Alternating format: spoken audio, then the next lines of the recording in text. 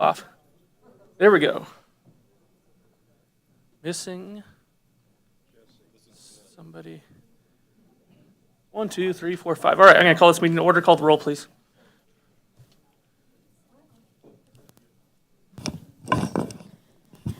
Councilmember Graves. Here. Councilmember Saper. Here. Councilmember Tull. Here. Councilmember Smith. Here. Councilmember Bailey. Here. Councilmember Robert. Here. All right, 6 present. We have quorum. Pledge of allegiance tonight will be led by default by Councilmember Graves. We worked all the way back around here. Allegiance to the flag of the United States of America and to the republic for which it stands, one nation, under God, indivisible, with liberty and justice for all.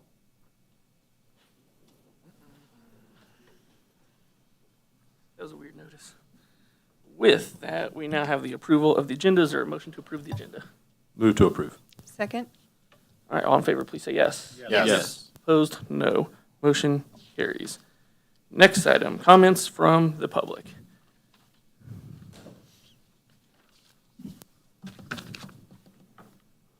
Hi, Mayor and Council. I'm Liz Ryan, 2417 Erie.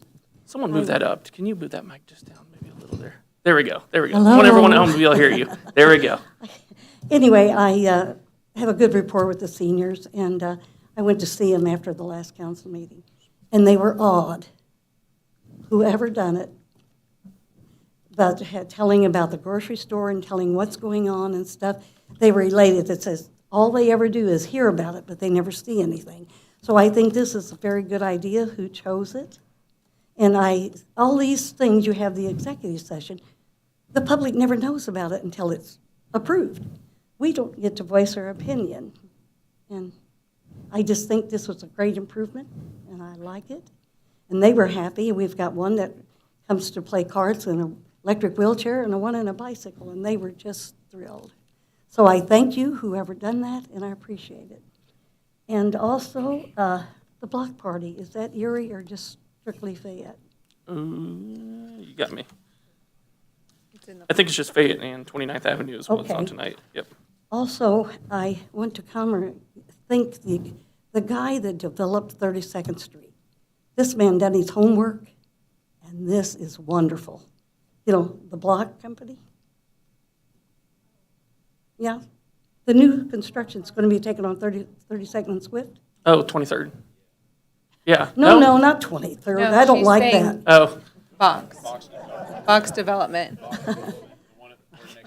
Yeah, Yeah. next door where the Russell Stover place. there we go. Yeah, yeah. Oh my, how Right. soon we forget.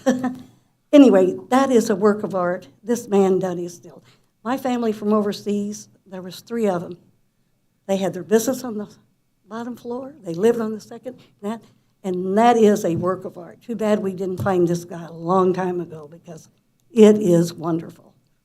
And that's all I have to say. Thank you. And thank you. Thank you.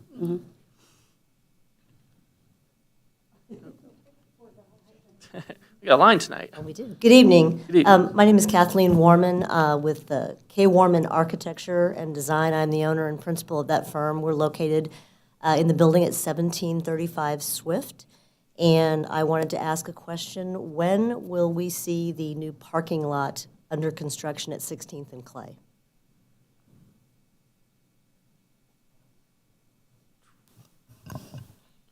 Yeah, Cam.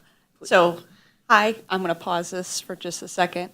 Anthony Sands will not be available this evening, so I'm going to do my best job tonight to pinch hit.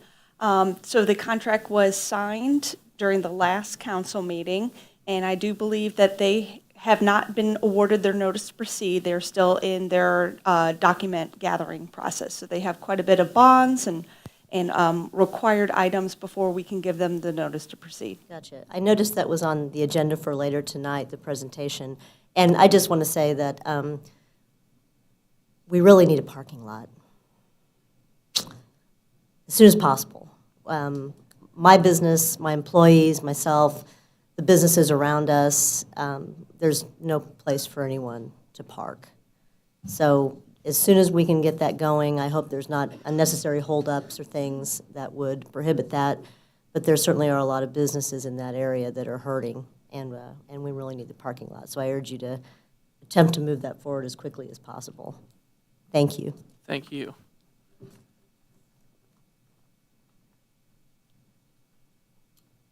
Good afternoon, Good e- Mr. Mayor and council members.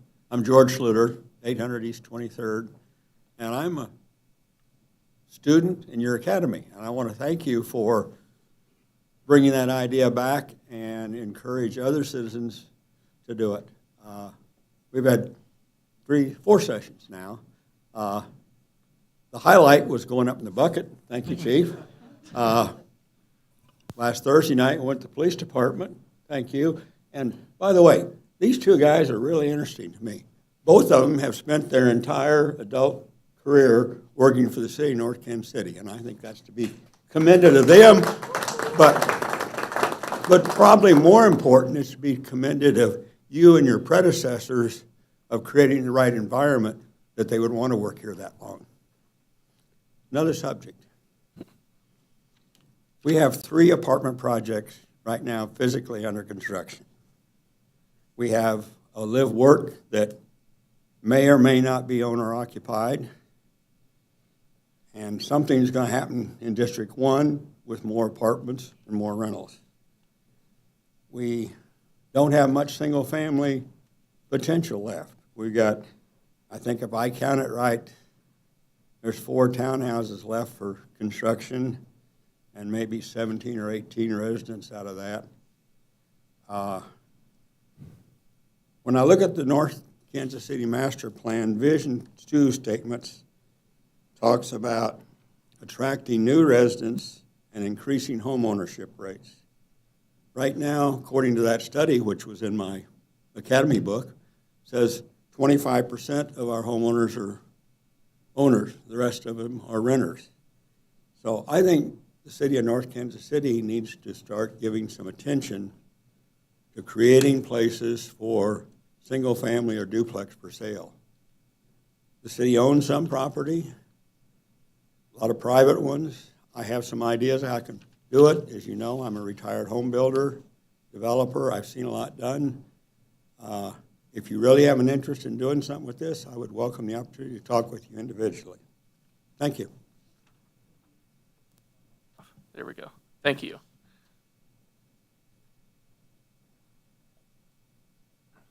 Hello. This always makes me nervous. Okay, I'm Kathy West. I live at 806 East 23rd Avenue, and George is my neighbor. If you ever have any questions about codes, he's great. He has not told me how to get the raccoon out of my chimney yet, but otherwise we're doing great. So you guys know me as the person that's always talking about the bike plans and all that stuff. And I know that you're voting tonight on the completion of the plans for the complete streets. And I'm so excited because it's about time for it to be finished. It's like honestly, it's a big dangerous thing out there right now. Last night I rode home between Iron and, past Iron. There's not one delineator. And every morning I drive that way to go to work, and I know Kim gets my messages of the people who are using the bike lanes and the parking spaces for a way to bypass traffic. And I also saw somebody almost get hit with that happening. So we need to get those delineators back in. But the other question I have is the Complete Streets Plan. There was a change made, and I don't know how I missed it, but I did. And at Armour and Fayette, if you're headed westbound, there's a turn lane that's been added. And I've asked several people, including the mayor and Anthony, why? Why was that included? Because was there a study done? Was there a traffic study done to show that we had, traffic backups or accidents at that corner or something? Because I live off of Iron, and we don't have a turn lane, and we definitely have more traffic. With the high school, the grade school, and Macon Park, we have a lot more right-hand turns. And what else scares me is that we're going to go from a really nice protected bike lane to where the bikes, if you're in the bike lane, you have to come out of that protection lane. You're going to go across, so you're going to be between the people that are turning right and the people that are going straight, and the people that are going to be using that turn lane are going to have to go across the bike lane. That's like a pinch point. people are going to get hit. Because, you know, we always have a problem of people being distracted as it is. The last thing they're going to be looking for is somebody coming through that bike lane. And I hear the complaints all the time where they're like, oh, I have to look to the right, I have to look to the right. So how do you think they're going to handle it when the bike lane is actually coming out into traffic? So everything else looks great. I really want this to get out to bid. I would love for this to go, that place to go back to where the original has it. So we already have the drawings. It could easily go back to that. We really need to take a look at that for the safety. I get asked this all the time, why are you doing this for you? Well, that's not my thing, guys. I'm out in the traffic. My average to that area is 20 miles an hour. It's the kids on bikes. And if you choose to make them go out into traffic, then it's going to have consequences. So I really want you to think about that when you're looking at that plan tonight before you send it off to be bid. Thanks. Thank you. Good evening. Hello, Sean Tulliver. I'm actually from, that was loud. I'm actually from downtown Kansas City, Missouri. I'm going to echo some of what Kathy stated. I've been over here 4 days out of the last 6 on my bike to eat, play, shop. I use the bike lanes. I used them today. Actually nearly got killed. That was more of a driver issue than a bike lane issue, but it comes into play. Yeah, specifically, what is the data? And I'm waiting to hear the presentation, so I don't know if we're having comments afterwards. But the right-hand turn on Fayette is a very dangerous design. It creates a conflict point where two sets of users have to cross paths. People are not paying attention. Let's be honest, the drivers still are not really that well educated on the bike lanes in this town. So creating a crossing point causes a very nasty conflict point. Outside of that, you now have a bike lane that's in between potentially 2 large steel automobiles. That is a crush zone now. If a car has, if a driver's not paying attention, they come over that, there's just lots of problems there. And I would be very interested to see what the data says on why there is an actual need, if there is actually a need for a right-hand turn lane, because when I go look at it, there is nothing on that street. I can't imagine why there is any need for a dedicated turn lane there. If you continue to keep the bike lane as is, you already have a nice round turning that makes it a much safer point so the drivers actually can see cyclists coming up. If you cross it the way it's crossing now, you're not going to have that. Thank you. Oh. No. Well, he was gonna say- I just want to make a quick note on that one. That lane ends at Fayette, so it doesn't go anywhere else, so it would Understood. actually have to turn off. And the solution we were given was the conflict zone, which is inherently going to be more dangerous. But it is a lane that doesn't proceed past downtown. So I think that would be the reason that it's a dedicated turn lane, because it can't go straight. Okay. That was not listed. Well, there's still a presentation coming Sure. later. That's what Yeah, I wanted. yeah. That's There what we I go. wanted to understand. But I didn't know if we'd have time to talk afterwards. Usually we don't, this is usually the public comment time, we usually don't Yeah. have another, but now's the time to kind of get those things off, and those will be incorporated into our discussion with Jay here shortly. Awesome. Thank you. Thank you. Real quick, if you do, wrap to the mic, please. The reason why North Kansas City has an ordinance that you can ride your bike on a sidewalk in a business area is because of that place. Because what happens is, the way it's set up now, you can go from that bike lane directly onto the ADA ramp, which I guess is getting changed, but it's going to be enlarged somewhat. So you go directly. Now, if we change it, it's just like I'm right here. So if we change it over here, you're not in front of the bike. You're nowhere. You're out in no man's land. Your sidewalk is here, and your lane is over here. So there's lots of problems to it, but North Kansas City, if you guys don't know, is an oddball out there that has an ordinance that you can ride your bike on the sidewalk. There we go. Farther public comments. Good evening. Good evening, Mayor and Council. John Miller with StoreSafe. I own the building at 1700 Swift, where there's the parking lot that the city's getting developed. And I just want to say thank you very much for passing that. You have no idea how bad the businesses in that area need it. This has been a struggle. We've been talking about this. I started working with Tom Barzee and Sarah Copeland almost 4 years ago on this, and it's nice to finally see that this thing has finally gotten to the point where hopefully we can knock down the grass and get some asphalt in. One comment to Lisa. I appreciate your comments in regards to the landscape and everything. The one concern I have, and I'm anxious to see what the landscape proposal comes back with, I'm a little concerned about the trees that go in. We need to make sure that we don't create any problems for any box truck traffic and UPS and FedEx shipments come in. We still have loading docks on the backside of that building that we will continue to utilize for a short period of time, but I need to make sure that we can still get traffic around some of the trees. We do have some challenges in some parts of the city with trees currently, with roof lines and stuff like that. I just want to make sure we don't create problems in the parking lot. And due to what the city's doing with this, the Store Safe family is going to be investing millions into 1700 Swift to fix it up. We've already got people lined up to move into the building. We're bringing more people in, more offices, but it's all contingent on getting this parking lot done. So we're kind of in a holding pattern waiting for the city to get all this stuff finalized, but I just want to say thank you very much, and we're looking forward to the changes. Thank you. Further comments? Good evening, Good evening. Mayor and Council. I'm going to go ahead and get my microphone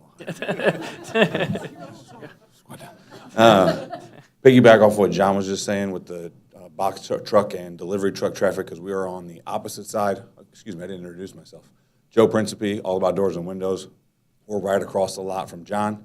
We're going to be concerned about traffic with box trucks and delivery trucks as well, and also with water runoff. So I'm excited that it's farther along in the process. Excited to see the plans that come together, and really appreciate you guys getting this all taken care of. Thank you. Other comments?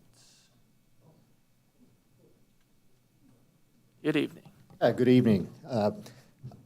My name is Joe Palermo. I'm with Chicken and Pickle, and again, I'd like to echo the comments on the parking lot and the construction of that. We really appreciate the passing of the lot, but also too just like to see it moving forward. You know, currently right now we have some of our team members that park on the street, and some of our patrons that are parking on the street, and so just for our safety and for their safety, just want to have a little bit of a safe haven for additional parking and for the local businesses as well. So the faster that we can break ground on that, you know, it will ease some pain, especially some of our team members work late night, and just want to once again keep their personal safety at interest. Thank you. Thank you. Good evening. Hello. Again. Richard Lanning, NT Realty. So I'd like to reiterate what these folks said about the parking lot. I would encourage the city to move as quickly and expeditiously as possible with this parking lot. Additional public parking is needed. I feel the business is paying every day because we have our lot closed, although we do open it up at night and on the weekends to allow those businesses to use it in cooperation with the city. But I think it's needed. I think it's a great project, and I'd encourage you to move forward on it as quickly as possible. Thank you. Thank you. Is this podium just really short, or we just have a lot of taller people? No, everyone's, oh, you're banned. Oh.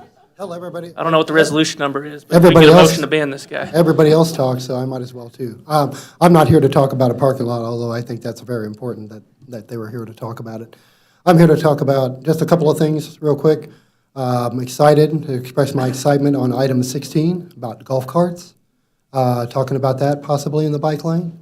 And I know we're trying to be a multimodal city and easily accessible, and so of course, golf carts should pay attention to the traffic laws just like cyclists should, but excited to hear how that goes. And secondly, I just wanted to bring to your attention one thing. I wanted to say thank you for the Flex service, the Flex route, the circulator in North Kansas City. It's running great. I know it's got new hours of operation, which you may look at in the future, depending on your data and your ridership, but it is fantastic. Been using it quite a bit. And I will say that the fixed route service has become a bit spotty here in Northtown on some routes, especially the 238. And I just, Councilmember Smith took a concern from me the other day, and so appreciate his work on that. But that's something I think you should be aware of because that's part of your contract with the KCATA is you're paying for both of those. And if they're missing routes or not doing what they should on the fixed route, you guys should get a credit on that, or I don't know how that would work, but it should be brought to KCAT's attention. as far as maybe reporting concerns if it does continue with the spotty fixed route service.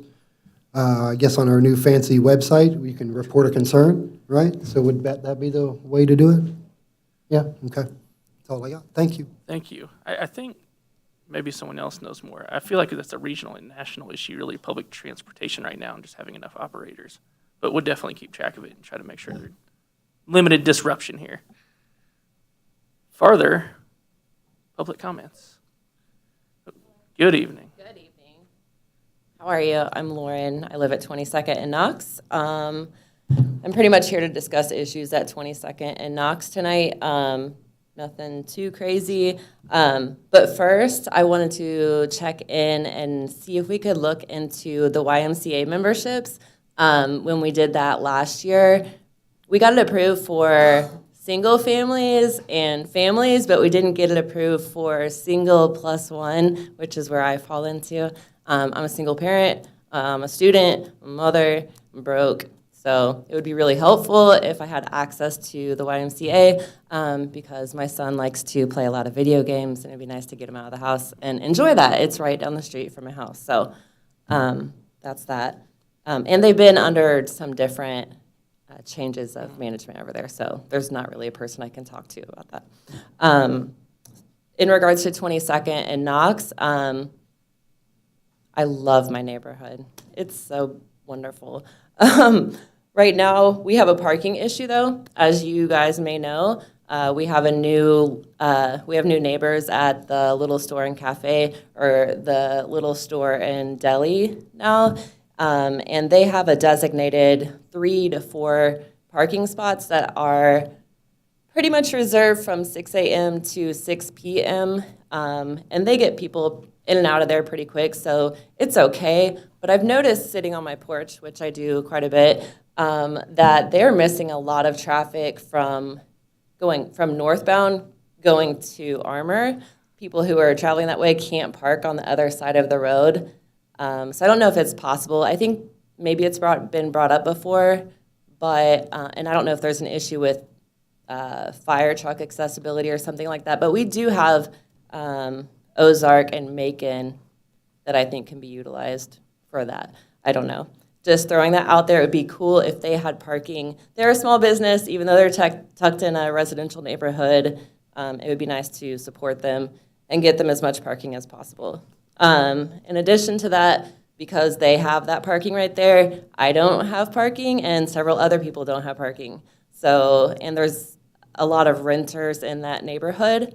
There are people who have parking driveways but don't prefer off-street parking, which is understandable. I noticed that 21st is one way and has parking on both sides. 23rd, as you know, is two-way, parking on both sides for a certain period. But 24th, one way, they seem to have, it's kind of weird. Like, all the parking over there is kind of weird. So it would be nice if maybe we opened up 22nd Street to have parking on both sides. It's one-way traffic, so I don't think there's going to be an issue with people not being able to pass each other. I mean, there are cars that go the wrong way. So, I mean, there's that. But also, two things with that intersection. First of all, the crosswalks you can't really see the crosswalks. They need to be repainted, and I imagine there's several that are probably like that. I just see the kids walking home, and they're not clear, and so the kids don't always pay attention to, where they're supposed to be walking. The other thing is that nobody stops at those stop signs. I mean, nobody. I would say if 100 cars came through there, maybe 10 or 15 might come to a complete stop, and that's even stretching it a little bit. So that's pretty much it. I think if we could look into any of that, I'd be super grateful. I love North Kansas City. I love living here. Thank you for all you do. Thank That's you. it. Thank you. Good night. Is there anyone left for your public comments? There we go. Oh, there's another. Good evening, guys. Good evening. Bill Arrington, my wife and I own Paul and Jack's, Clay Street. Just to echo the sentiments before me of the parking area, we do appreciate that there's been some movement on it. We're finally maybe towards the end game here. We do appreciate it. It is sorely needed by a lot of us in that area. And also appreciate you guys' work with Mr. Lanning and T Realty to the concessions that he's made and that you guys have done to kind of make that work out, because that's basically has saved most of us right there, whether it's us, the little strip mall on 18th Street, just in general. So we do appreciate it, and we look forward to kind of seeing it come to completion finally. So, All right, thank you. thank you. Further public comments? Seeing none, we will move on to the consent agenda. Is there a motion to approve the consent agenda? Move to approve. Second. All in favor, please say yes. Yes. Opposed? No. Motion carries. Next item. Oh, you know what? We'll just keep going. Right, number 14, Armor Road Design Update. And I'm going to go for Kim, who is Anthony. Evening, Mayor and Council. We would like to provide an Armor Road Complete Streets Phase 2 final plans update, and I would like to introduce Jay. He will be going over a presentation that will talk about a little bit about the history of Armor Road and its current final design, as well as answering some, asking you some questions for final input. Thanks, Kim. Mr. Mayor, members of the council, I'm Jay Aber. I'm with WSP Engineering Consultant. Thanks for having us here tonight. Like Kim said, we're just going to give an update. The final plans for the Phase 2 construction are complete, and just want to go over some things that we were directed by council a while back, go over the project schedule, and then talk about the next steps. So the timeline, just wanted to give this as a background of where we are today, how we got here. Phase 1 of Armor Road was complete in 2019. Through the winter 2019 into summer of 2020, we made a few minor modifications here and there. The parking, angle parking in front of the post office, right turn lane at Knox, and the loading zone in front of the mop bucket just east of Iron. Those were a few modifications that were made here and there. In December 2020, there was a more concerted debate about what the future of Armor Road should be, moving forward with Phase 2, making other modifications. Those, the modifications I'll go over tonight were the ones directed by council in December 2020.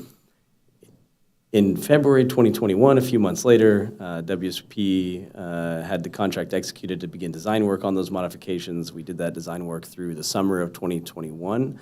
That was the time when the road district and Mr. Sands began negotiating, because the road district had interest in doing a pavement overlay project and combining that with the city project of the Phase 2 improvements. And so those negotiations went on for a couple months. It was decided that that project could go forward as one project with a cost share between the road district and the city. And at that point, we realized the plans that we had designed, which were a combination of plans that were intended to be performed by city staff, and some bid plans needed to be put together into one larger plan set to bid this out as one project. So that effort began in December of 2021, about 5 months ago, and today those plans are complete, 100% plans ready for bidding out to contractors. So the December 2020 council directives were 4 main categories, and that's what we wanted to brief you on primarily tonight. Essentially, what were those modifications that were made, and how those modifications have been incorporated into the plans, and then again ask if there's any questions for keeping those as is today in the plans or making any changes to them. So those modifications primarily were pavement marking modifications, changes to the buffer areas, specifically the protection in the buffer areas, a change to the traffic signal at Iron, and then also incorporating what was then categorized as Phase 2, 3, and 4 improvements into one plan package, which now is being called Phase 2, but incorporates all of the future phases of Armor Road. So for the pavement marking modifications, the 3 things we discussed were adding green conflict marking for the bike lane at intersections, modifying the pavement marking at the post office Dropbox. That's different than the post office parking, angle parking for the post office. This is specifically for the Dropbox and the entry and exit of the Dropbox there to the east of the post office, and modifying the pavement marking to add the right turn lane at Fayette. So green pavement marking, this is the graphic that was shown in the December 2020 council meeting of how that could look, with the green pavement marking being done at intersections only, not striping the entire bike lane, which would have been proved to be very costly. So doing it at the conflict areas at the intersections. And this is how it is incorporated today. It's a little harder to see because it's not green, but essentially it's the same layout with the hatching in between the dashed lines as those bike lanes extend across the intersections. The second item was that modification of the pavement marking at the post office drop box. These pictures, you can see that it's a little awkward how the pavement marking is today because it was intended for kind of a right turn into that area, whereas the actual drop box lane is angled. So this was the proposed modification that we talked about in December 2020. You can see how the pavement marking is angled to align with that drop box, and this is how it's incorporated into the plans today. And we do have the green pavement marking across those as well. Primarily, we have that at only public streets, but this was a high-volume driveway, so we extended that across this driveway as well. The last item is the right turn lane at Fayette Street. This is what was referred to by a few of the members of the public making comments tonight. Originally, before the Complete Streets project was implemented, there was a left turn lane, a through lane, and a right turn lane. This is on Armour Road, looking westward at Fayette. And what we have today is a left turn lane and a through lane, and then the right turn lane is marked out with the gore area striping, and then the bike lane to the right of that. There was some discussion about adding the right turn lane back in. Councilman Smith was correct in saying that right now the bike lane ends. The actual Armour Road Complete Streets Plan, the original Complete Streets Plan adopted as part of the amendment to the master plan, shows ultimately the bike lane extending through downtown, changing the angle parking to parallel parking. At this point, there's no plans to move forward with that, to my knowledge. And so that was the reason originally that bike lane terminated the way it did. This design will make it a little easier to make a left turn from the bike lane. And I believe there were some members of the public expressing interest in having the right turn lane added back in that was taken out with the Complete Streets Plan. In terms of the data that the public mentioned, there's very little right turning traffic there today. That's one of the reasons that the right turn lane was initially removed. Unless you all have heard complaints about right turning traffic being a challenge there today, because the right turn lane has not been there for the last 2 years approximately, that may not be a concern. So this is what we showed. This is how it's incorporated into the plans. One second. Councilmember Smith. So in your opinion, is the current design or the redesign safer for the public, for the bikers and for the drivers and walkers, all users of the pavement? I think both designs are fully compliant with METCD, with best practices, with the various guidelines from FHWA and NACTO, the National Association of City Transportation Officials. They're both safe designs. They both serve slightly different purposes and respond to what the public had asked at the time. So I think both designs are safe. We wouldn't propose something that wasn't safe. There are some options here. If a cyclist does not want to ride out into the lane in between the right turn lane and through lane, they can either get onto the sidewalk right there. They can continue through in the right turn lane. And again, there's very little actual right turn traffic right there. So they can continue into the right turn lane, but they won't be protected. So I think both designs have their merits, but both are safe. So the way I'm looking at this now, there's really a question of where do we want the conflict zone to happen? Do we back it up before the car actually turns to an intersection, which would likely be at a lower speed, in my opinion? And then this, so we're backing it up a little bit. And then it gives them the split option. If I remember correctly, the discussion was, well, the bike lane ends. Where do the bikes go? And This offers a split decision where you can go into the traffic lane or you can go up onto the ramp, onto the sidewalk. Otherwise, as it sits now, you would have to cross a lane of traffic to get into the traffic lane, and you could conflict with the turning cars. So this offers that kind of split decision. It seems like a good option, but I do understand the public concern. So as long as it meets the safety standards that you have laid out, it seems like a good way to go. Councilmember Roberts. You can see this way. If they need to put a monitor over here, then I'll look that Well, up more often. So, you know, we had a number of people come out and talk about this right turn lane. I received a couple of emails about it as well. I've ridden there. You're telling me no one really turns right there. Let's just get rid of it. This is such I think a non-issue here. It is very dangerous in the sense that people who would make a last-minute turn, which happens all the time on Armour Road, if you do have bikes there, there will be an accident. It just seems like it's such a small distance we're talking about here, eliminating a right turn. It's a no-brainer. It's a one-way right there. I think we do it right now. We save people, any potential problems, any potential accidents. If it's safe both ways, let's go back to the original way and move forward. All right, we're staying on this for the moment. Yeah, Councilmember just Toll. really quickly. All right. If there isn't a lot of traffic, the need for a turn lane seems moot. I think what happened at the time that it was voted on as well, we've had a couple years with there not being a turn lane. I think there was a lot of fear of what was going to happen when we take that turn lane away. And as far as people contacting me, I only had people contacting me when they said, wait a minute, what? There's a right turn lane going back in there? What are you doing? So I do think at the time there was a lot of fear of what was going to happen if we took that turn lane out on Fayette. And I do, as far as, I need to go up and speak with Anthony in his office, if you were to do it, having this transition back, like this mixing zone back far enough and color-coded would seem like the best option. But if we don't have very many people turning right,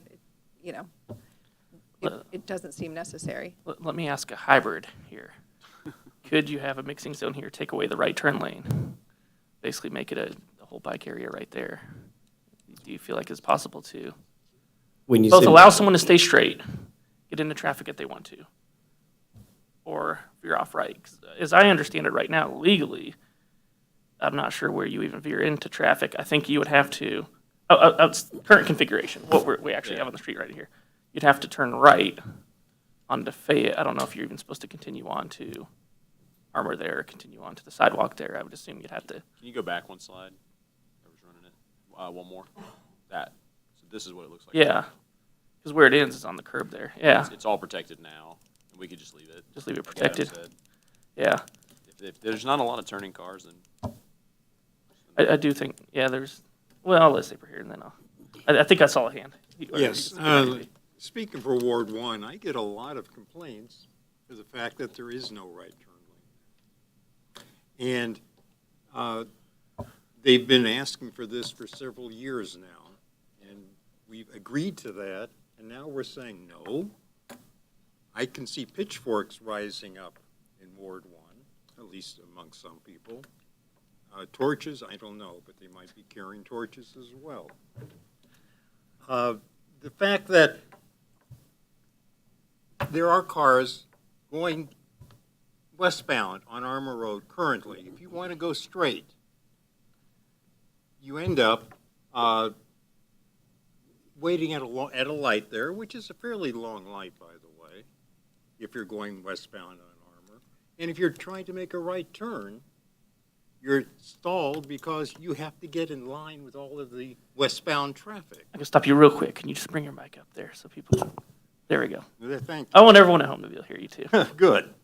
By having a right turn lane there, the traffic that is making a right turn doesn't get up in the queue for all the traffic proceeding westbound.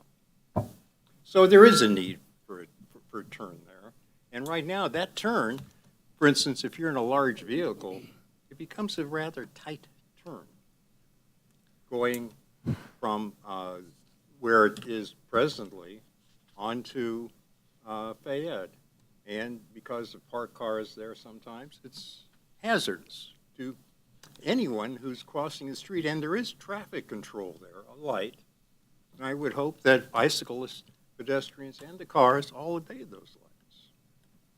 That's it for now. So I would ask, and I'm kind of using the parking spaces here. So if 4 cars are queued up, potentially at the light, and these parking spaces, I guess, are pretty close. I guess normal stoplight probably a little bit farther. You got 4 cars queued up, you're not going to be able to use the right turn lane anyways. Yeah, for the most part, if there is a queue of cars for the through movement westbound, just a few cars queued up will block your ability to get into that right turn lane. So if you're behind a lot of cars, you wouldn't be able to get into that right turn lane because it's not long enough to bypass that queue. Of course, if there were only 1 or 2 cars in there, then you could get in the right turn lane. And that's where I'd And kind there of is get a back to. driveway there as well that provides actually access in a case like you described. Okay, we're good. Councilmember. I guess I just need some clarification. I'm confused because is there going to be, if you go forward 2 slides, is there going, where this, where the right turn lane is, and then you have the bicycle lane, and then you have the straight through lane, is that where the bicycle lane is there where it's, where it has the diagonal hash, is that going to be protected by some sort of barrier, or is that just going to be like a painted zone? Yeah, that would just be painted. Just painted on? That hatch is the green pavement marking to make that more visible, but yeah, there would be no protection. Okay. So this might be a stupid question, but why does the bicycle lane why does it jot out into the middle of the right turn lane and the straight through lane? Why doesn't it just stay along the right side of the road?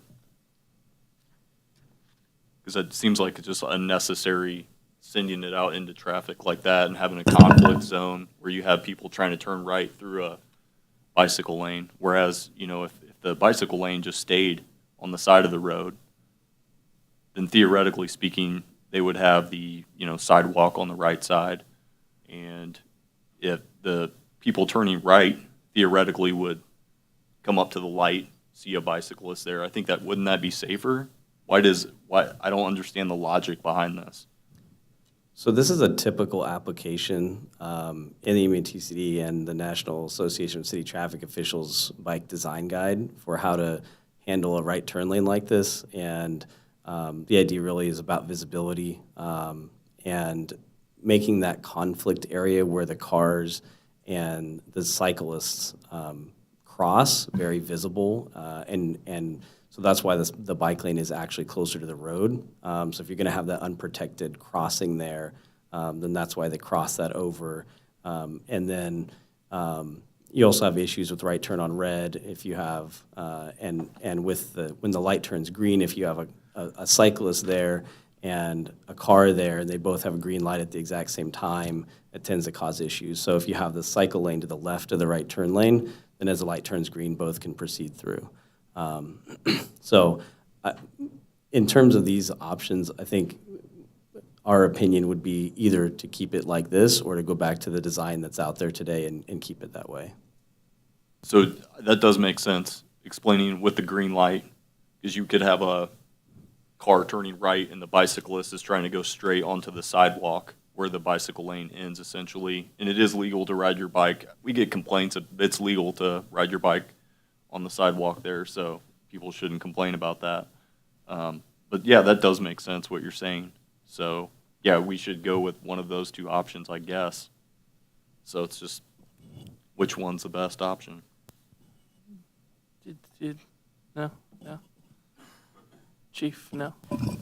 Just as a point of clarification, there's not parking currently on that north curb. Those are crosshatches for the current bike lane. So there was some conversations about parking there and cars queuing around parking.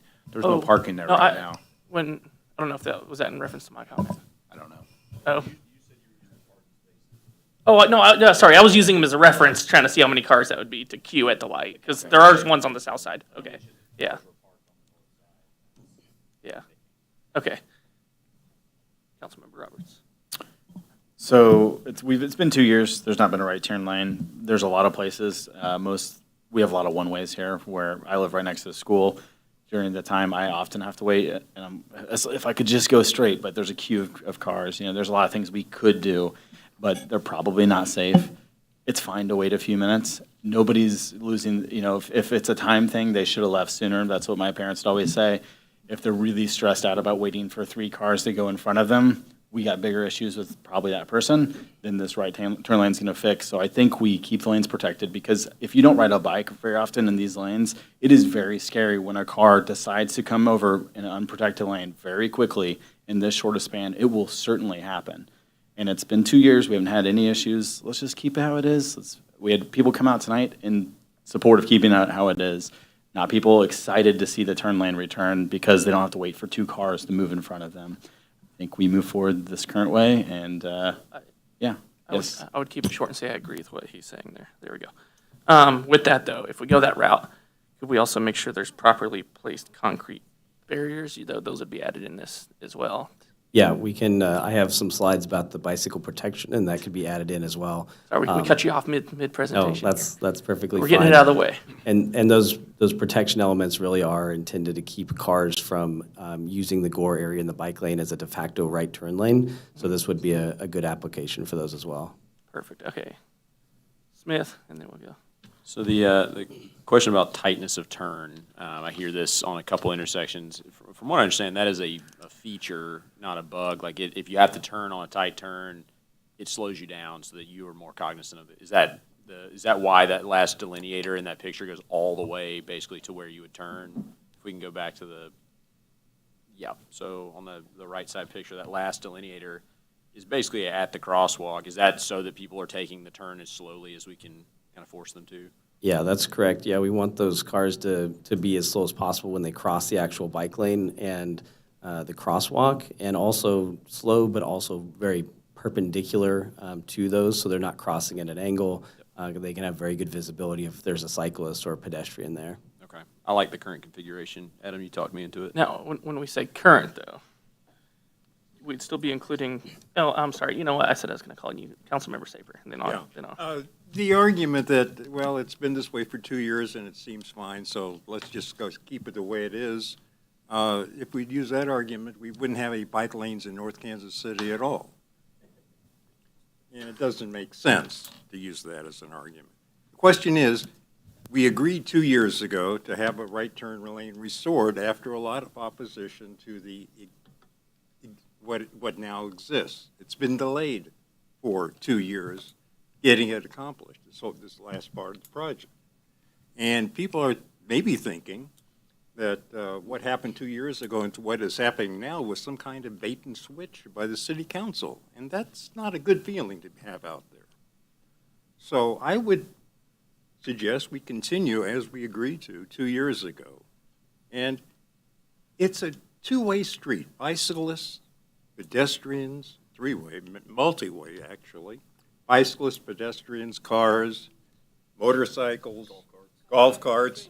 We all have to share the same space, and we have to use some common sense in doing it. And none of us is completely protected in anything in life. Be you in a golf cart, walking, or bicycling. You have to stop, look, and listen. As they used to say in the old days, stop, look, and listen before you move. And I would really prefer that we continue as we agreed 2 years ago and not use some kind of bait and switch. I would just add is we had the conversations 2 years ago too. We didn't have the final design either. I mean, there was kind of an idea, and now we have that final design in front of us. And even I kind of look at this and say, is the risk associated with doing this now really worth it? That I don't know. I question that. Go ahead. I'll say 2 years ago I wasn't on the council, and I think a number of us weren't, so lots changed. You mentioned a bait and switch. I don't think that's what this is, because we're adapting to things that we've seen in front of us now and we've experienced. And if there was a big issue with a right turn right there, I think we would be hearing about it right now. We're being told it's fine.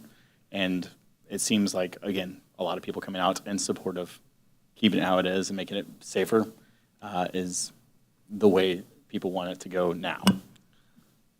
Now let me ask my next question. The green bike box that's up here now. We got like 11 foot. I can't tell what is that here. Yeah.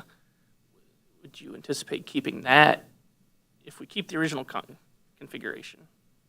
Also being able to add the bike box as well, would you still? Yeah, the bike box could be incorporated. So if the pavement marking largely that's stayed the the same as question it is today, with no right turn lane, Yeah. that bike box could be added in across the stop bar there to make the left turns a little easier. Yeah, to make left turns or, okay.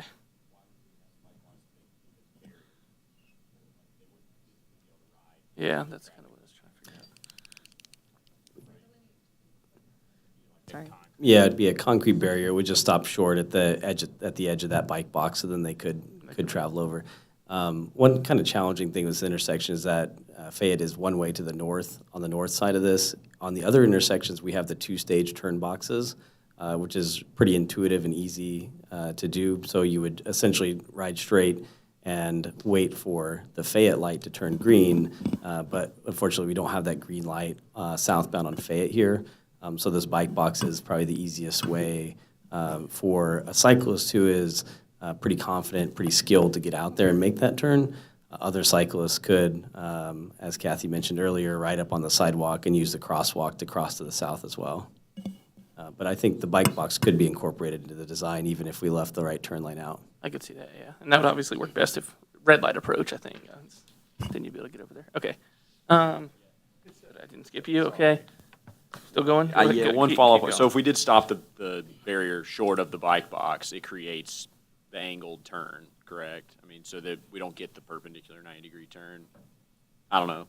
I leave it up to the experts. Who's just thinking about trying to make it a perpendicular turn. Yeah, I think that would be one disadvantage of having the bike box there. All right. I feel like I've heard a lot. Do you want to continue on your presentation, and then we can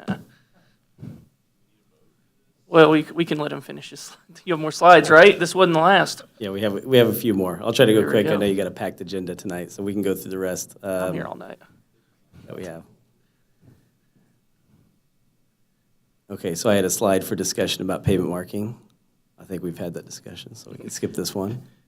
So the second option was buffer areas. This was primarily regarding the delineator guideposts, removing them. The recommendations were, or the direction from council was remove the flexible delineator guideposts. That has been done to a large extent.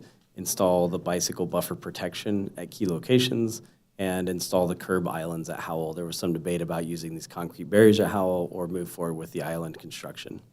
So the bicycle buffer protection at key locations, this was the image that we showed at council and was ultimately the preferred method. This was the location we showed them primarily between Knox and Lynn, and we did have more shown at Howell, but again, we moved forward with the full islands there. And this is how that design looks today. We have the delineator protection between Knox and Lynn next to the right turn lane. We have it just in front of Tays there in advance of Lynn. And then we also have one in front of the post office Dropbox there. Hearing from the public works director or some issues with people continuing straight, not making a right turn where the right turn lane terminated there at Knox. So there was a desire to put that protection there as well to keep people from using that as a de facto I'm going to merge stop lane. you right here. I'm going to call it the bottom right-hand corner of my screen. So it'd be now direction disoriented. That'd be a southbound turn, yeah, onto Lynn, right? That is the into the Yes, driveway southbound right turn on the Lynn. That last little box, right? Yeah, your hand's right there. Should we have barriers in there too so people don't continue to use that as a right turn lane as well? Yeah, kind of, yeah. a little Yeah, bit. in that You're gore very area. close. Yeah, Yep, right right there. there. You were there. Yep. There we go. She made it with that horrible description. Thank you. There's no barrier there because there was some concern about drivers exiting Tays and getting onto Lynn, and then if they needed to make a right turn lane, that being kind of a tight movement. But I think that a barrier could be installed there as well. Okay, because they just run them right over now, delineators. So if there's nothing there, it's, And these are open precast barriers, so they can be moved. So once they're put out there, if there turns out there are issues with business access there, they could always be removed, or they could be moved into a slightly different location. okay, good deal. Oh, sorry, There had Councilmember been Cole. discussion about possibly painting those. Do you know if that's in the final design or if they were? Okay. So this is the barriers that is in the design. This is a low concrete wall design that's been piloted in Toronto, used quite a bit there. They piloted, installed a few. They've since installed a lot more. Been very happy with how they turned out. They're a little larger, a little more substantial than the wheel stops. And they have painted a lot of these, let artists come and paint them because they're not a traffic control device. They're not in the roadway. They're not directing drivers. There's no issues with painting them different colors.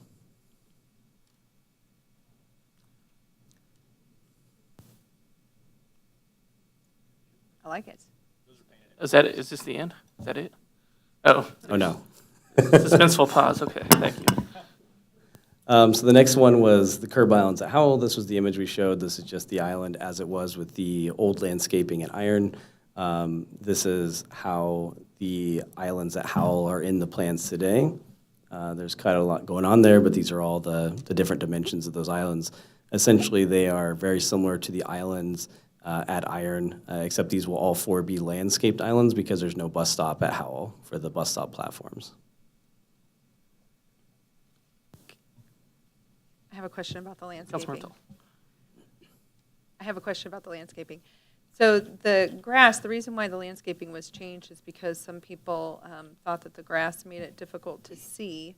And since it's been taken down and the plants are all very low lying, there are people that also miss the grass. So in some other cities, there's a grass that's shorter than that grass. Is that a possibility? Of getting a little bit of height, but not so much height that people are uncomfortable seeing around it? So the landscaping we have specified in the plans include the blue grama grass that's in the bottom right corner. That is a native grass. It's I think grows to about 18 inches high. So that is one of those plants in the plans, along with the other ones, which I am not a landscape architect, but I believe one's bee balm, one's aster, and I don't remember what the fourth one is. I have the Latin names, of course, on our plan. Oh, we do have the common names there. There we go. Aromatic aster, eastern bee balm, butterfly milkweed, that's the one I missed, and blue grama grass. Oh, yeah, all my favorites. Sorry, I didn't. I will say there was some, I understand there were some concerns from the public at the grass. The reason the grass was not a concern to us in the original plan is that there's no sight distance issues with where those islands are today, because these at Iron are the islands on the far side of the intersection, so there's no turning, there's no sight distance. The difference between this island and the one at Howell is that there will be a sight distance issue because these are also going to be landscaped on the approach islands where a driver would need to recognize if there's a cyclist on the bike lane before they make a right turn lane. So there would be much more of a sight distance concern with the taller grasses on those approach islands. But again, the island on the northwest corner and the southeast corner don't have any concerns with sight distance, neither do the ones at Iron, so that there wouldn't be any issue with taller plantings there. But this is what we have in the plan for today. Thank you. Sorry, I didn't wait one more slide for you to show us that. One more thing I want to point out that was a discussion at those meetings was the nose of the islands. The ones at Iron today have the 6-inch standard curb wrapping all the way around them. There were some concerns with school buses or trucks or fire trucks over tracking and having issues with those hitting those curbs. This plan at Howell does have a tapered nose, so it gets shorter towards the end. So it's about a 3-inch high curb. So if a truck or a fire truck does overtrack with the back wheels over that, it's not quite as much of a jar to that vehicle, and there's not as much possibility for damage to the curb that might need to be replaced.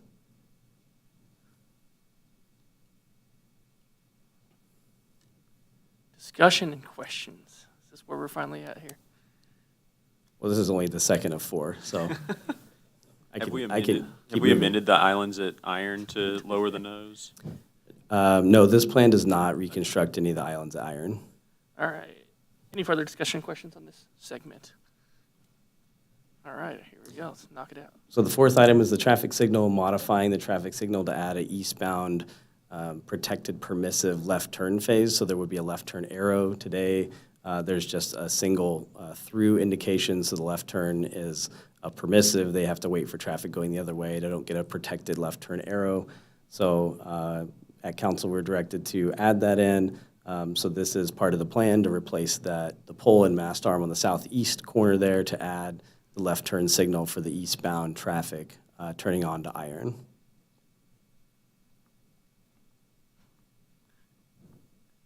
I'm going to keep trying. Is this it? No, I'm kidding. One more. Any questions? No. Keep going. I'm trying to get you to the end. So the last one was incorporating that phase 2, 3, and 4, which was incorporated into the budgeting process to add all these other elements into the plan that included the bus stop islands at Gentry and Knox, and the decorative crosswalks at Howell, and also the pedestrian crossing of Armour between Macon and Ozark towards the eastern end of the project. So the bus stop islands would look essentially just like the islands do at Iron today, but they'd be placed at Gentry on the north and south side of the street there, and then at Knox only on the south side of the street because the right turn lane was added in there. We don't have space to add the island on the north side. The decorative crosswalks, again, would look exactly the same as the ones at Iron. The ones at Iron will be replaced as is when the pavement overlay is done, and then some very similar decorative crosswalks will be added at Howell.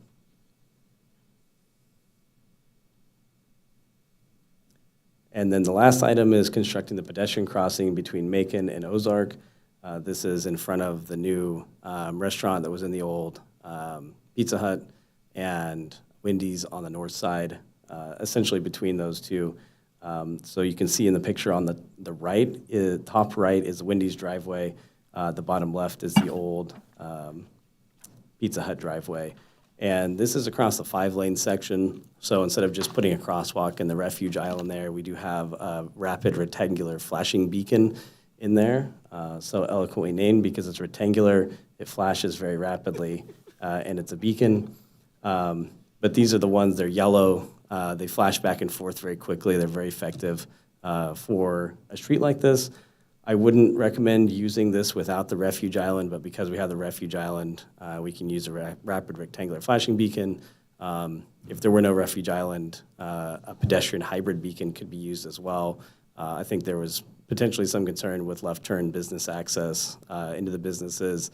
So if there was no refuge island and kept the left turn lane there, you could change this to a pedestrian hybrid beacon, which is the one that goes across the road. It has the 2 red lights on top and the 1 red light on bottom. They go all red. All vehicles must stop. It's the same as a traffic signal. And then after a while, the pedestrians cross. They start flashing back and forth, and then vehicles need to stop. But if there's no pedestrian, they can proceed through. And then if the rest of the time it's just blank. Usually there's, when these first go into a community, there's always a little bit of question of how people use them. So if you did use that, you may need some educational campaign. The police department may be out there helping drivers understand how to use that traffic control device. But the rapid rectangular flashing beacon are usually pretty easy for drivers to figure out.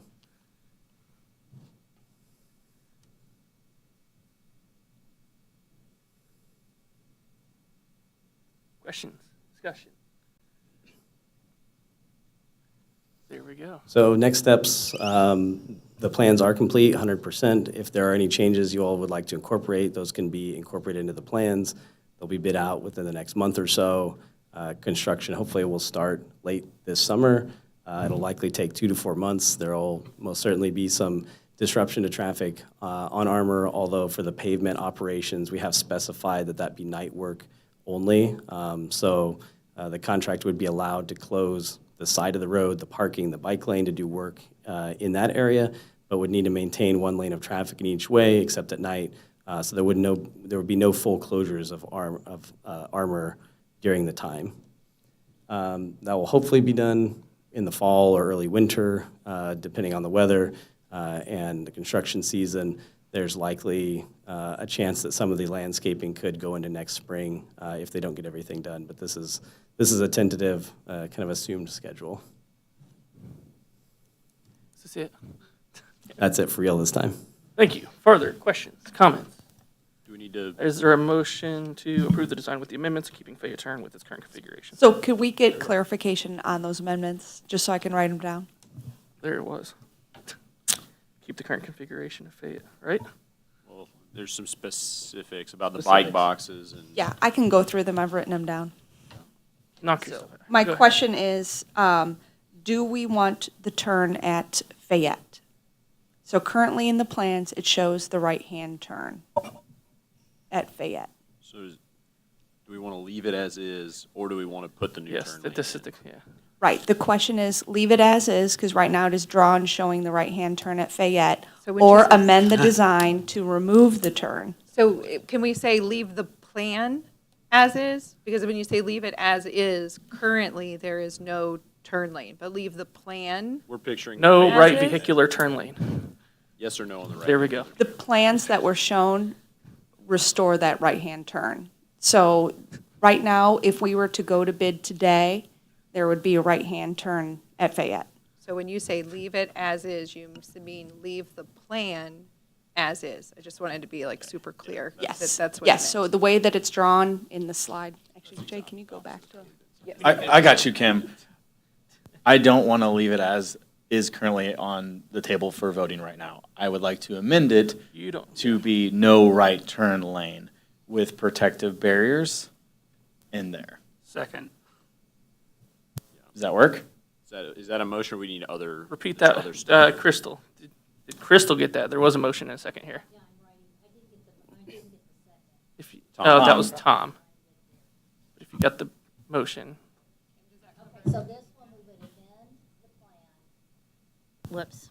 This one, we would amend the plan to remove the right turn lane, but add barriers in that area. Yes, at Fayette. Yep. At Fayette. that was the motion, and there is a second. And is there more? that you need? Should, I'll go through the items individually, that way let's go ahead and. I yeah, really yeah. All understand right, we're what you taking a guys would vote like here. to see. All in favor, please say yes. Yes. Opposed? No. No.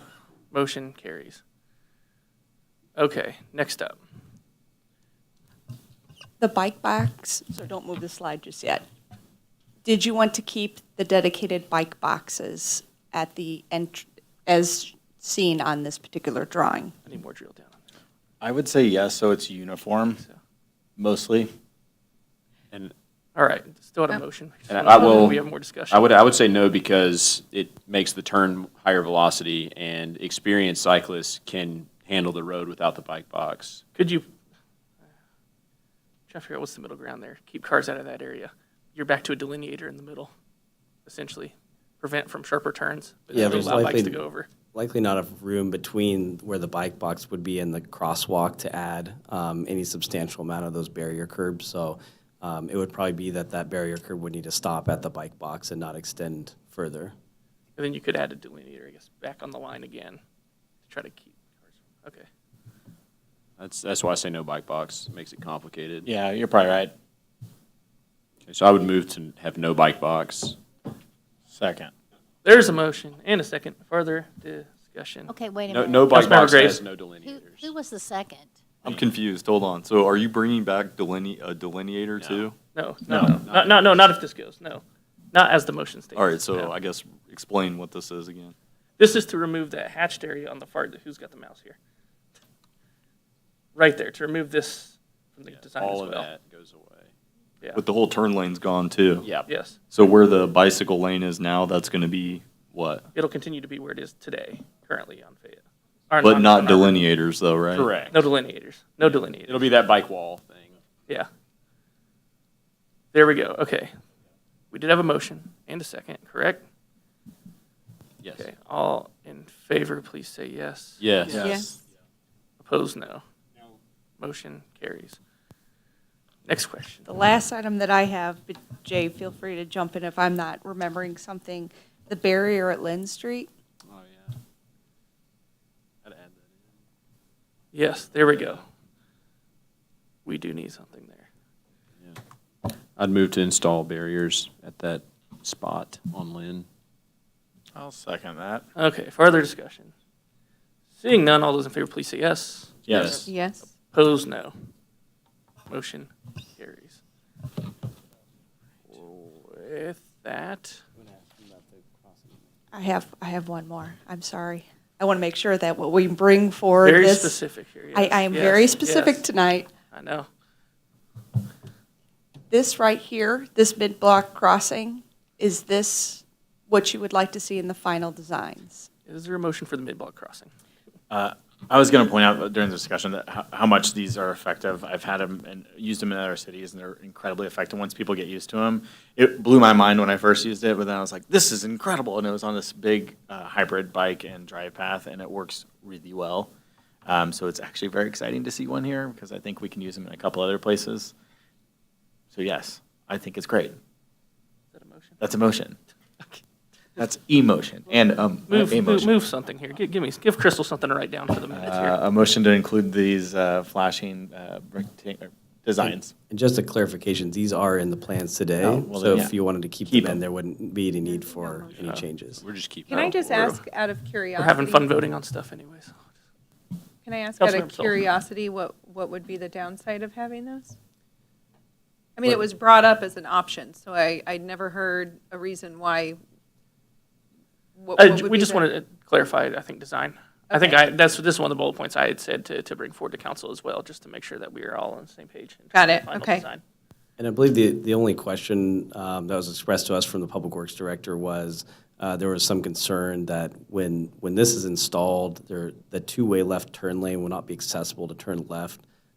If you're driving eastbound, to get into the left turn lane, to turn left into Wendy's, or if you're going westbound, to get into that left turn lane to turn into the former Pizza Hut building. So to make those left turn lanes, you would effectively be turning from the inside through lane because we're adding this island in the middle. So there is an option if that was a concern to But remove. it doesn't block the turn itself?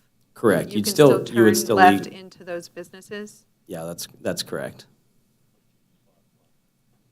Yeah, if you're trying to turn left across traffic. Okay, so is that driveway on the north or the top corner, is that the Wendy's driveway?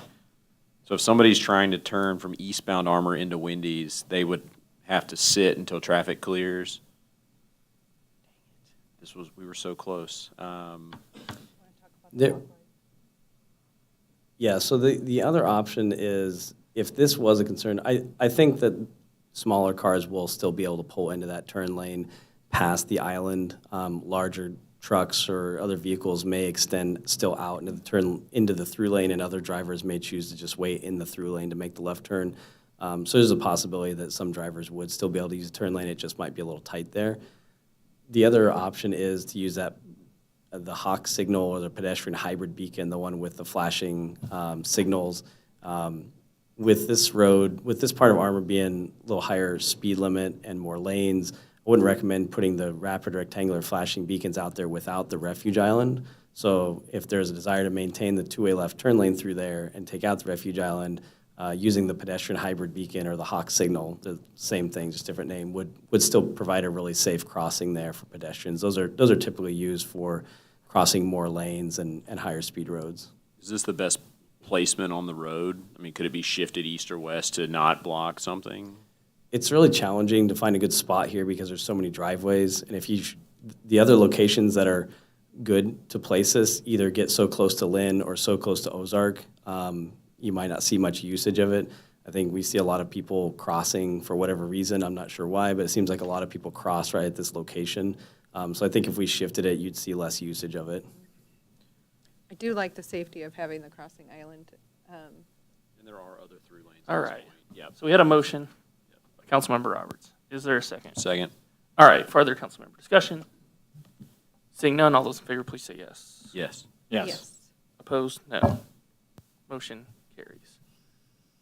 So I would say at this point, with all the changes and direction we've been given, our intent would, after we receive the final drawings, now that there's been a few nips and tucks, would be to go to bid and then to bring forward that bid to the city council for execution. Let's get bidding. Thank you. Thank you, Jay. Thank you all. Thanks, Jay. Next item, presentation from landscape architect regarding 16th and Clay parking lot. And there's no, who am I calling on? Who gets this one? Who's the lucky? Here we go.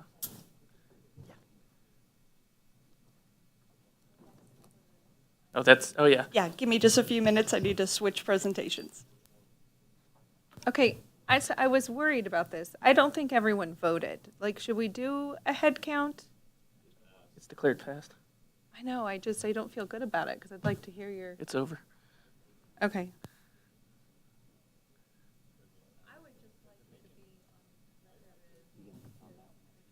I heard 1, 2, or 3.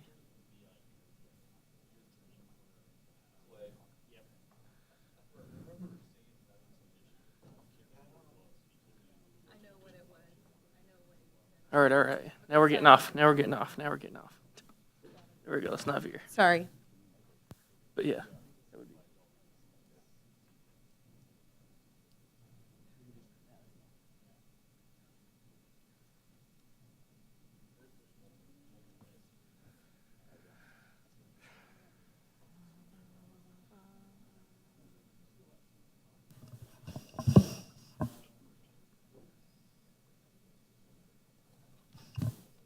All right, now we. Excellent. If the city council's ready for this particular Please, agenda item? Please, please, please. Okay. Good evening, Mayor and Council. Again, I am kind of pinch hitting here a little bit, but during your May 3rd City Council meeting, you had asked for us to bring forward the Wilson and Company, who did the architectural design of the 16th and Clay parking lot. And I would like to introduce Justin Cloud, who is with Wilson and Company. Good evening, everyone. Thanks for inviting us here. We didn't really prepare a presentation today, but we do have a few boards that we can look at and answer questions. Again, I'm Justin Clout with Wilson and Company. I was the design engineer on the project.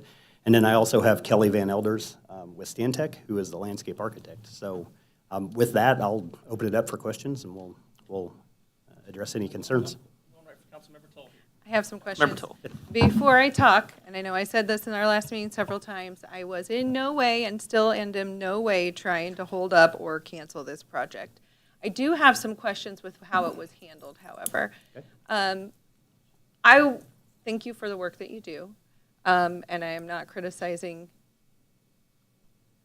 what you were given to work with. But I am curious to know when you were brought in on the project, because when we talk about using our landscaping to offset things like the heat island effect, and I know we can't move any curbs because that puts everything back, but I'm curious to know when you were brought in, because if you were brought in after those curb sets were already there, you're limited as to what you can do environmentally to help offset those things. Yeah, so I'll answer this from an engineering standpoint. We worked with staff and the adjacent property owner, Mr. Miller. We looked at several different layouts, tried to maximize parking as best we could while still meeting the city's minimum requirements for green space and islands. Once it was determined that we had a layout that we liked with the type of parking, whether it was angled 90 degrees, we brought the landscape architects in after the parking lot configuration was set. Correct. Okay. And so, question for the landscape architect. Do you feel you could have been more effective in your planning if you had been brought in earlier? Well, first of all, good evening, Mayor and Council. My name is Kelly Van Elders. I'm with Stantec, landscape architect on the project. Got to get the formalities out of the way first, right? Thank you for being here. Possibly, but I think there's a simple solution. I've heard all the issues, and I certainly listened to the business owners, and we've already kind of been collaborating on one potential solution that doesn't lose any parking stalls, but gets you maybe a better end result if you're open to thinking outside the box a little bit on this project. Whatever time it's appropriate for me to explain that, I'm happy to do it, but if you have more questions. That was quite the Go tease. for it, okay. Yeah, now let's go now. Okay. Well, I was just sketching, and I think the simplest solution is, and one of the reasons, by the way, we used a lot of columnar trees is to the box truck issue. They're great pruners. You put a large canopy tree, and they will keep it very small for you. Truss trucks do the same thing. So that's why on the end islands, a lot of those trees are columnar. So the solution that we want to throw out there, and I'm sorry I don't have a graphic because just drew it up, but I think it might be a pretty strong solution. So I want to point to this, and I can come up and kind of show you, individually too if you'd like. But there's currently, as you know, narrow islands that that border both sides of the drive aisles. In every other parking bay, in the center of the parking lot is the light fixture for the parking lot, and very important for safety and whatnot.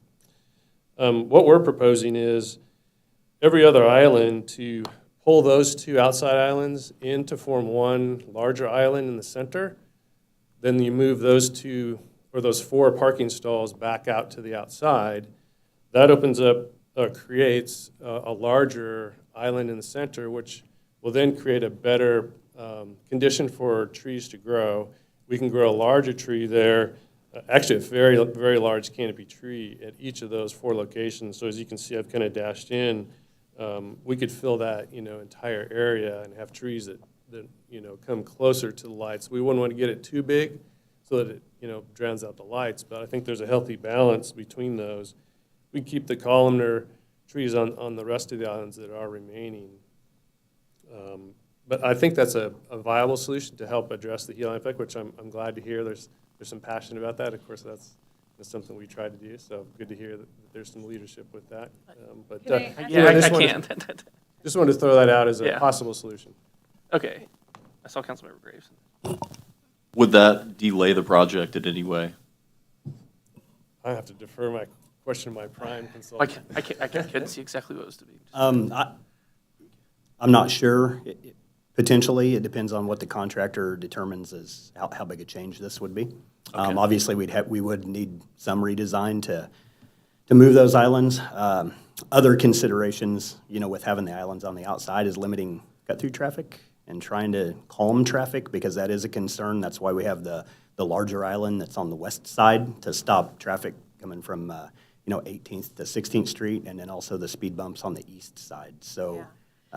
And there's a property line that runs down the middle of the parking lot, so additional islands, I guess we'd have to work with Mr. Miller to work on that. I think we should leave the plans the way they are then. If there's any risk to delay this for the sake of the businesses, we should just proceed at that point. I mean, moving forward, if we do another project such as this, then maybe we should do it in a different manner. But for the sake of all these businesses, we need to expedite this project. It's too late. Councilmember Tull. I want to say I appreciate thinking outside the box. I wish that we had more time, because I know that moving the curbs means changing the plans, and I do know that we can't afford to bump the project back. I did hear you say you were trying to satisfy the minimum requirements, and that goes back to the very beginning when we had discussed going beyond the minimum requirements, when this made it through on that 4-4 vote. So also looking forward, your ability to think outside of the box, because this is your passion and what you do in this tiny amount of time, I feel like if you had been brought in on the project from the beginning and looked at those curb sets, that's something, this could have been different from the beginning. So that's one thing I would just like to look at as a process of something that we can do differently. And if we don't like the minimum requirements, if they're not meeting what we think we should do to build responsibly, then we probably need to look at changing those minimum requirements, which are all future endeavors. I really appreciate you guys coming to talk to us, because this was important. It's a city project. We're responsible for it. And I appreciate you thinking outside the box and your ability to do so in such a time crunch.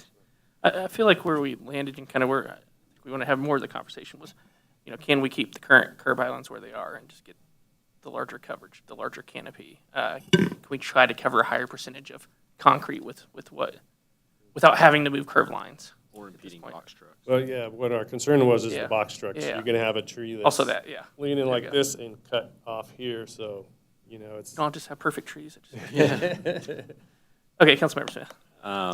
As far as, so if I'm understanding that, the drawing, the piece between the islands, those are lights, is that right? And they're standing on a pole. Is there a way to affix anything above the lights on the pole that would create a shade over that portion of pavement, with also not like blocking out light?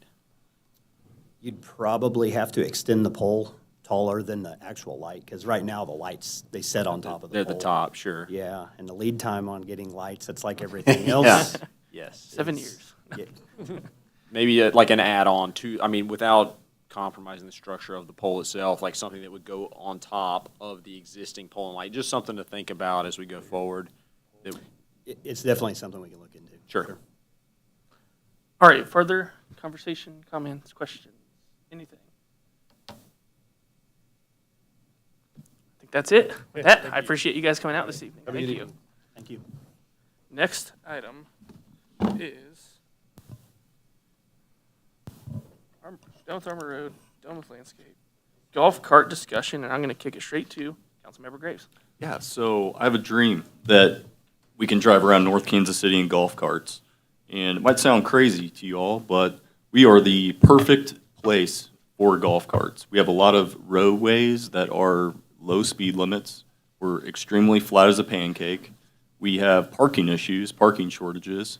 There's a lot of things to do around town that are just slightly too far away from your house to walk to. And I think this is something that's just a no-brainer.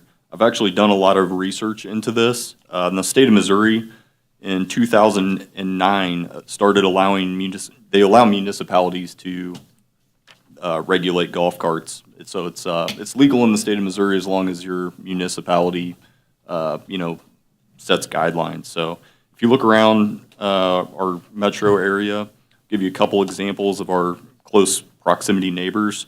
Parkville in 2012 passed legalized golf carts, and if you look at different municipalities, they all do it in a different way. And I think it's important to do it in a responsible and safe manner, and not all two areas are the same. Parkville, I think, is more of a suburban environment. So Parkville, for example, you have to be 16 years old with a driver's license. They actually require you to go through a license and application process and have your golf cart inspected if it's over 2 years old, and they give you a sticker.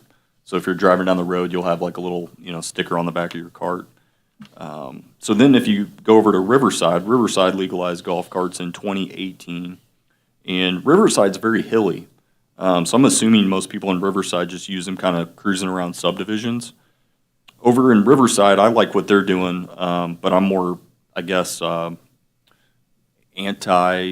regulation.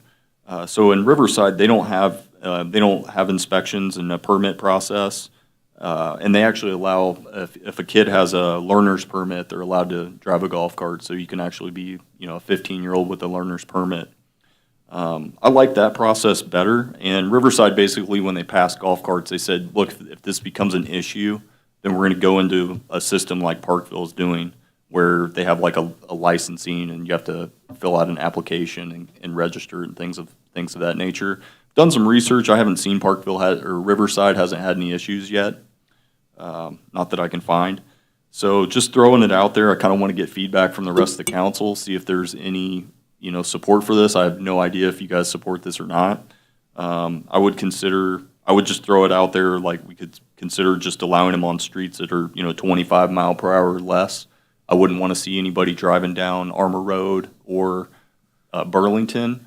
However, keep in mind that I do think that, like, if I wanted to go from my house to Iron District, I think I should be allowed to cross Armor Road, cut across, but not drive down Armor Road. I don't want somebody to get injured.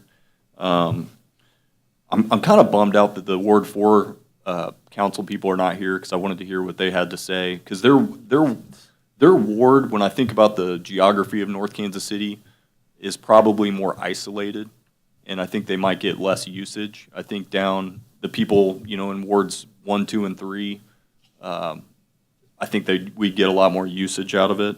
The other thing to think about too is driving at night.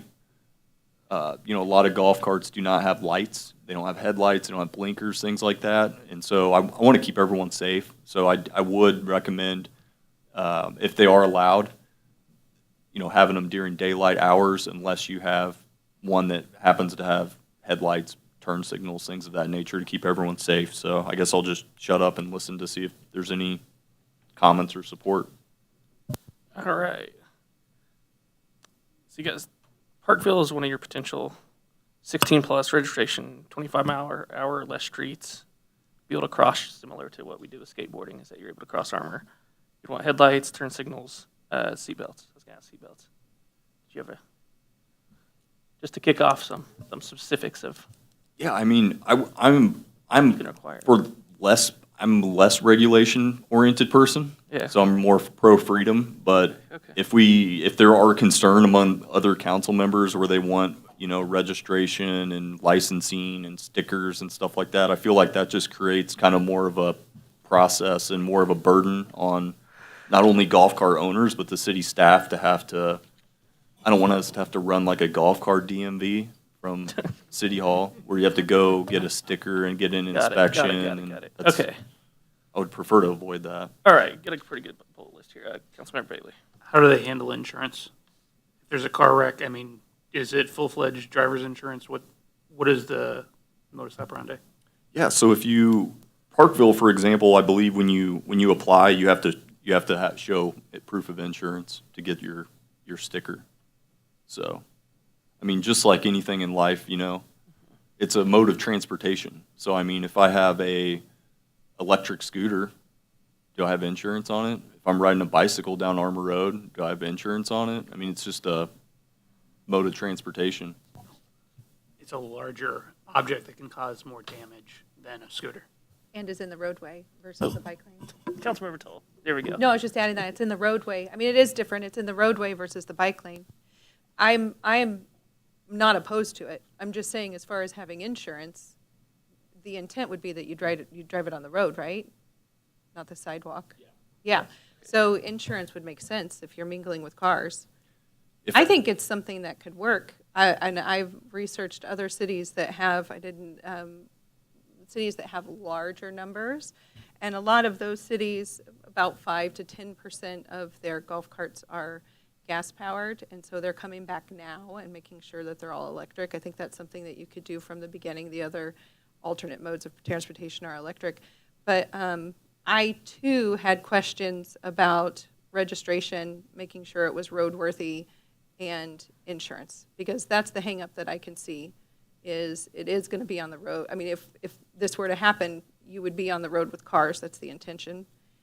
So I think you would have to have some way to prove that it was roadworthy and have insurance in case you got into a wreck with a vehicle. And then you said parking was an issue, but I would assume that you would have to park like a car, right? Like you couldn't park on the sidewalk. I'm just thinking outside of the box, theoretically speaking. For example, the owner of Paul and Jack's was in here this evening. I go there a lot on Clay Street. There's streets like that where if you're parking, theoretically speaking, if you're parking a golf cart or a smart car, you can fit more cars than if you're all driving old Cadillacs. You know what I'm saying? So we're trying to conserve change parking. for, like, We can compact fit more people. Parking. And I will tell you, there are times when all these business owners that came in here and spoke up this evening, there are times when I go and try to go out to eat and go to Chicken and Pickle, and I end up going to the city market or going to Crown Center to eat because there's nowhere to park there. But if you're in a golf cart, you might be able to squeeze into some tiny little parking spot, whereas if I'm driving my old Cadillac, it's like parking a ship, and there's nowhere to park. And so... My next question is, the scooters are rigged up so that they can't exceed a certain speed limit for safety. I am not a golfer. I do not know about golf carts. What is the max speed? That's a great question. I've never clocked one, but I will tell you that that is why I would recommend not allowing them on roads that are over 25 miles per hour, because I think it would be insane for somebody to be driving 40 miles per hour down Armour Road in a golf cart with no insurance. That's really not what I'm proposing. If we're on most of the streets here, if you're on a 20 mile per hour road, I mean, just think, I guess you might have concern because you've never driven a golf cart. I would encourage you to try it because it's very low speed. I mean, you can jog the same speed as a golf cart goes. So some of them do have what's called a governor on them that regulate the maximum speed. And then I'm assuming Chief Freeman would probably, back me up on this, that if someone is erratically driving or speeding or things of that nature, then they're subject to, law enforcement. It's the same as if you're driving any vehicle erratically or over the speed limit or... So this may be a silly question. Is there a speedometer on a golf cart? No, not that I'm aware of. So if it's capable of going over 20 miles per hour, I don't know how you would regulate that. Okay. I will have to look that up. I don't know the top. I can Yeah, answer I- 3 things real quick, or 2 things for Go sure. ahead, Councilmember Roberts. Most golf carts can't go over 25. Most are actually 20 is the cap, and there is insurance. Almost everybody offers it for golf carts because many cities do allow it. I'm open to this. I have a scooter, and I'm like, it's kind of the same thing. Like my little 49cc scooter is kind of the same thing as this little golf cart here. I guess I would only ask Chief Freeman, do you have any concerns on allowing golf carts? Yes. I'm concerned anytime we put any smaller profile vehicles on streets that are made for cars. You mentioned Armor roads, they're about crossing. Obviously, I would be very concerned how an ordinance would be written on where that would happen. It would have to happen only at a controlled intersection. I wouldn't want to see somebody trying to cross Armor Road at Macon, at Knox, anything like that, where there's not controlled intersections. They are in a lot of communities. You're right, sir. A lot of the communities have golf courses also, which is a lot of the reason why they were enacted in those communities to begin with. They're not designed to sustain a motor vehicle crash, and that is my biggest concern. Neither are scooters, neither are the mopeds. You know, they're not designed to sustain motor vehicle crashes. And, you know, I'm just looking out for safety more than anything. Mr. Graves mentioned a lot of safety components that he would be in favor of. We're happy to have those conversations with him. But, you know, the majority of the fatality crashes that I've worked in my career have been on motorcycles, vehicles not designed to sustain crashes with motor vehicles. And this is another one of those. So that's my biggest concern, if that answers your question. And here we are in a state that just let people get rid of helmets. Right. You see a lot of motorcycle fatalities on 20-mile-per-hour roads. I mean, they're high speed.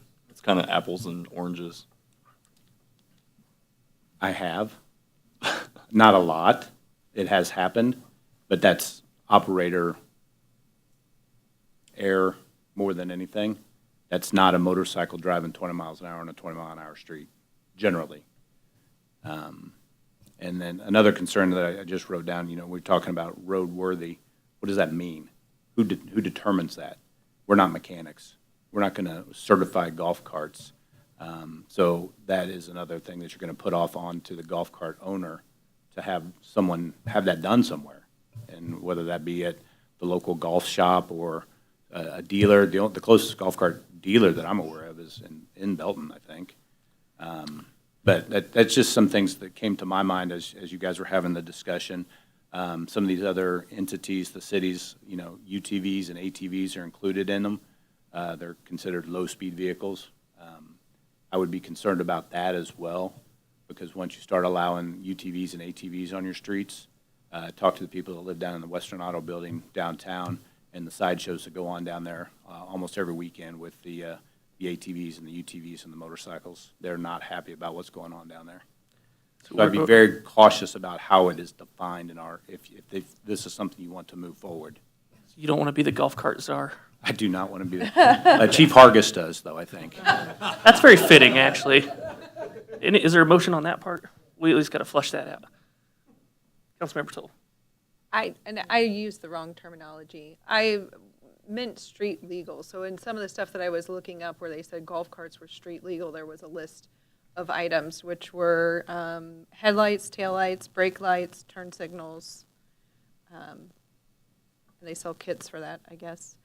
But if you weren't allowing them to be out after dark, I would think you would still need turn signals, wouldn't you? Yeah, I would actually be in favor of, you know, not allowing people to drive them after dark. Even if, I mean, I guess that's up for discussion. But yeah, people, unless you had, I mean, I just looked up, there is a dealer actually in Parkville, and they do sell some that are super fancy that do have headlights. So I guess that's up for discussion. But yeah, I wouldn't want someone driving around in the dark. That's not safe if you don't have lights and drivers can't see you. That is extremely dangerous. Okay, so I feel like we brought a lot of details and stuff up. Is there other things you'd want to see here before staff could proceed with at least putting together an initial ordinance to consider? I guess one of the questions that I have, if I can jump in, would be, would you allow parking on the residential streets? I would absolutely, yes, 100%. I actually look at this as a way to, in some ways, alleviate the parking. I mean, just if you sit here and just listen to public comments, how many of the public comments this evening were from people complaining about parking situations? Parking is a huge issue in North Kansas City. And even people like, Councilmember Roberts, who works in North Kansas City and lives in North Kansas City, and there's several people in our community that work here and live here, and I think that it makes sense for people like that to use golf carts and minimize the amount of space they're using. And if they got an electric golf cart, it would meet our goal of being a more green, sustainable community. It's another mode of transportation. There might be people that can't afford a car that can't afford a golf cart, just on and on and on. There's a lot of benefits, but yeah, I would allow parking. I don't see an issue with that. I'll just add, I'm not opposed with the right regulations, and I think that's what we're trying to get closer to Councilmember Smith. Were you asking about residential streets? So parking along a residential street?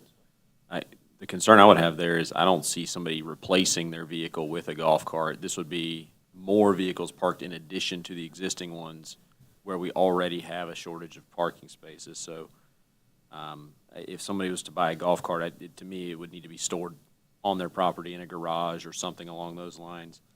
I've got some concerns as well. First, I'm curious, Councilmember Graves, have you had people approach you about this, asking for it? Are there a lot of golf carts around town? So it's funny you bring that up because there are golf carts around town that are used illegally. And that's another reason why I actually brought this up is if we don't pass this ordinance, then there are entities operating golf carts in North Kansas City right now that I don't think even realize that they're not legal. And I mean, one of them, I'll just say, is the high school. Drives a golf cart around in the street, around, in my neighborhood around the high school. There's also businesses that use golf carts. You could even make an argument that Parks and Recreation uses that gator in the street. So they're already in use. And then as far as, have people brought this to me, this is literally something that I've just lived here forever, and I've always thought that it would be amazing to have a golf cart. And then once I kind of brought it public and started talking about it, yes, there is tremendous support within the community, and I've had absolutely zero complaints or negative feedback. From that. Like, no one's come to me and said that's a terrible idea. In fact, the one person that brought up a negative comment about it, I thought was kind of ridiculous. And someone complained that they couldn't afford one. So if they can't afford it, then nobody should be allowed to do it, which is a ridiculous argument. But a couple other things. I never really like to get into a slippery slope argument, but what Chief Freeman brought up about the other low-speed vehicles, we've got ATVs, we've got gators, other types of vehicles that would then, if we're allowing golf carts, why not allow a gator to be driving around? So then there's a whole ecosystem of these types of vehicles that would, possibly end up on the roads. It's literally a slippery slope argument. I know it is. That's not what we're talking about. But like, if we're allowing golf carts, do we allow No. gators? If not, why? So the gator, like the one the Parks and Recs uses, I have no issue with something like that. It's a low-speed vehicle. Yeah, all I'm saying is a very broad category of vehicles that we would then have to specifically pick and choose which ones and then why. There's legal definitions that are available that other communities have put in place so that you don't have people driving like Yamaha quads at 70 miles per hour down 22nd Avenue and stuff like that. Yeah, it's not really what we're talking about here. And then in practice, so we've got a lot at a lake down south, and they allow golf carts in the community. There's a pretty active police force there.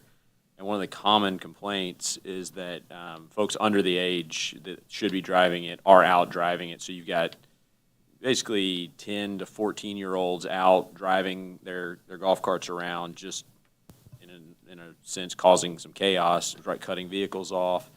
And so we would be tasking our police force with enforcing, pulling people over, checking to see if, the person's 15, 16. It becomes a dangerous thing in my mind. Like, I'm fairly neutral on this whole idea, but these are the things that concern me. The same thing, the age limit, I see the same thing on the scooters around town. I don't know how they rent them because you have to have a credit card, but there's kids that ride bird scooters around the neighborhood. And those Same would be the thing. same ones driving the golf But if you carts. make something legal and you have regulations in place and then someone breaks the regulation, that doesn't necessarily mean that, like, why should you punish the people that are responsible for one stupid person that's breaking the law? That doesn't really make sense. Okay. Councilmember Toll. I want to be fair here to the people in my ward, because I did call people, because I am pretty neutral on it to start with. So I called people to get their opinions, because I thought they may have an opinion. And I did have one negative comment, which was just people were concerned with crossing the street on foot with the golf carts being in the street as something else to look for. So I just want to make sure that, to be fair to everybody that I spoke to, 3 out of the 4 people were in favor, so. So I'll just wrap it up. I feel like I've heard enough to say that, to bring this farther, to put some, I guess, initial rules together, and we probably have another discussion or work session sometime in the future. I mean, let's not go straight to ordinance, but let's put a package of rules and regulations together and bring that back to council. Does that sound good to council? All right, moving on. Back to Councilmember Graves, number 17, marijuana decriminalization discussion. Moving on to something else that Chief Freeman is going to love discussing this evening, marijuana decriminalization. So I did some research on this, and the city of Kansas City, they actually had a ballot initiative in 2017, April to be exact. 75% of the residents of Kansas City voted to decriminalize up to 35 grams of marijuana. At that time, police would still issue a ticket, $25 fine. And then the fine was eliminated by the Kansas City City Council in July of 2020 by a vote of 9-4. So it wasn't unanimous. So I kind of wanted to, again, just bring this up for discussion, see if this is something that we want to look at as a community. If there's any support for it, I would support it. I have no idea, again, if the council supports it or not, so I'm just kind of checking your temperature to see if this is something we want to do. Councilmember Roberts. I am in support of this. My question is to Chief Freeman as well. How often these days are you ticketing people for marijuana offenses? Thank you, Councilman Roberts. So just quick research when I saw this was going to be on the agenda. In 2021, we had 28 cases of possession of marijuana that were filed at the municipal court level as the primary offense. There was 110 possession of drug cases filed in municipal court in the same time frame. So what that shows me, just a quick analysis, is we're finding it in the course of other criminal investigations. But as far as the primary offense, there was 28 instances last year. Do you know if those also have like an intent to sell or distribute or anything associated? I know you probably didn't pull that as well, but Generally, if that's going to be the case, you're going to be in a higher quantity, which is going to raise it to a felony level in the first place, which would be outside of municipal boundaries. Councilmember Smith. So another question for Chief Freeman. As I understand it, the state law would still hold. So marijuana is still at this point illegal in the state of Missouri.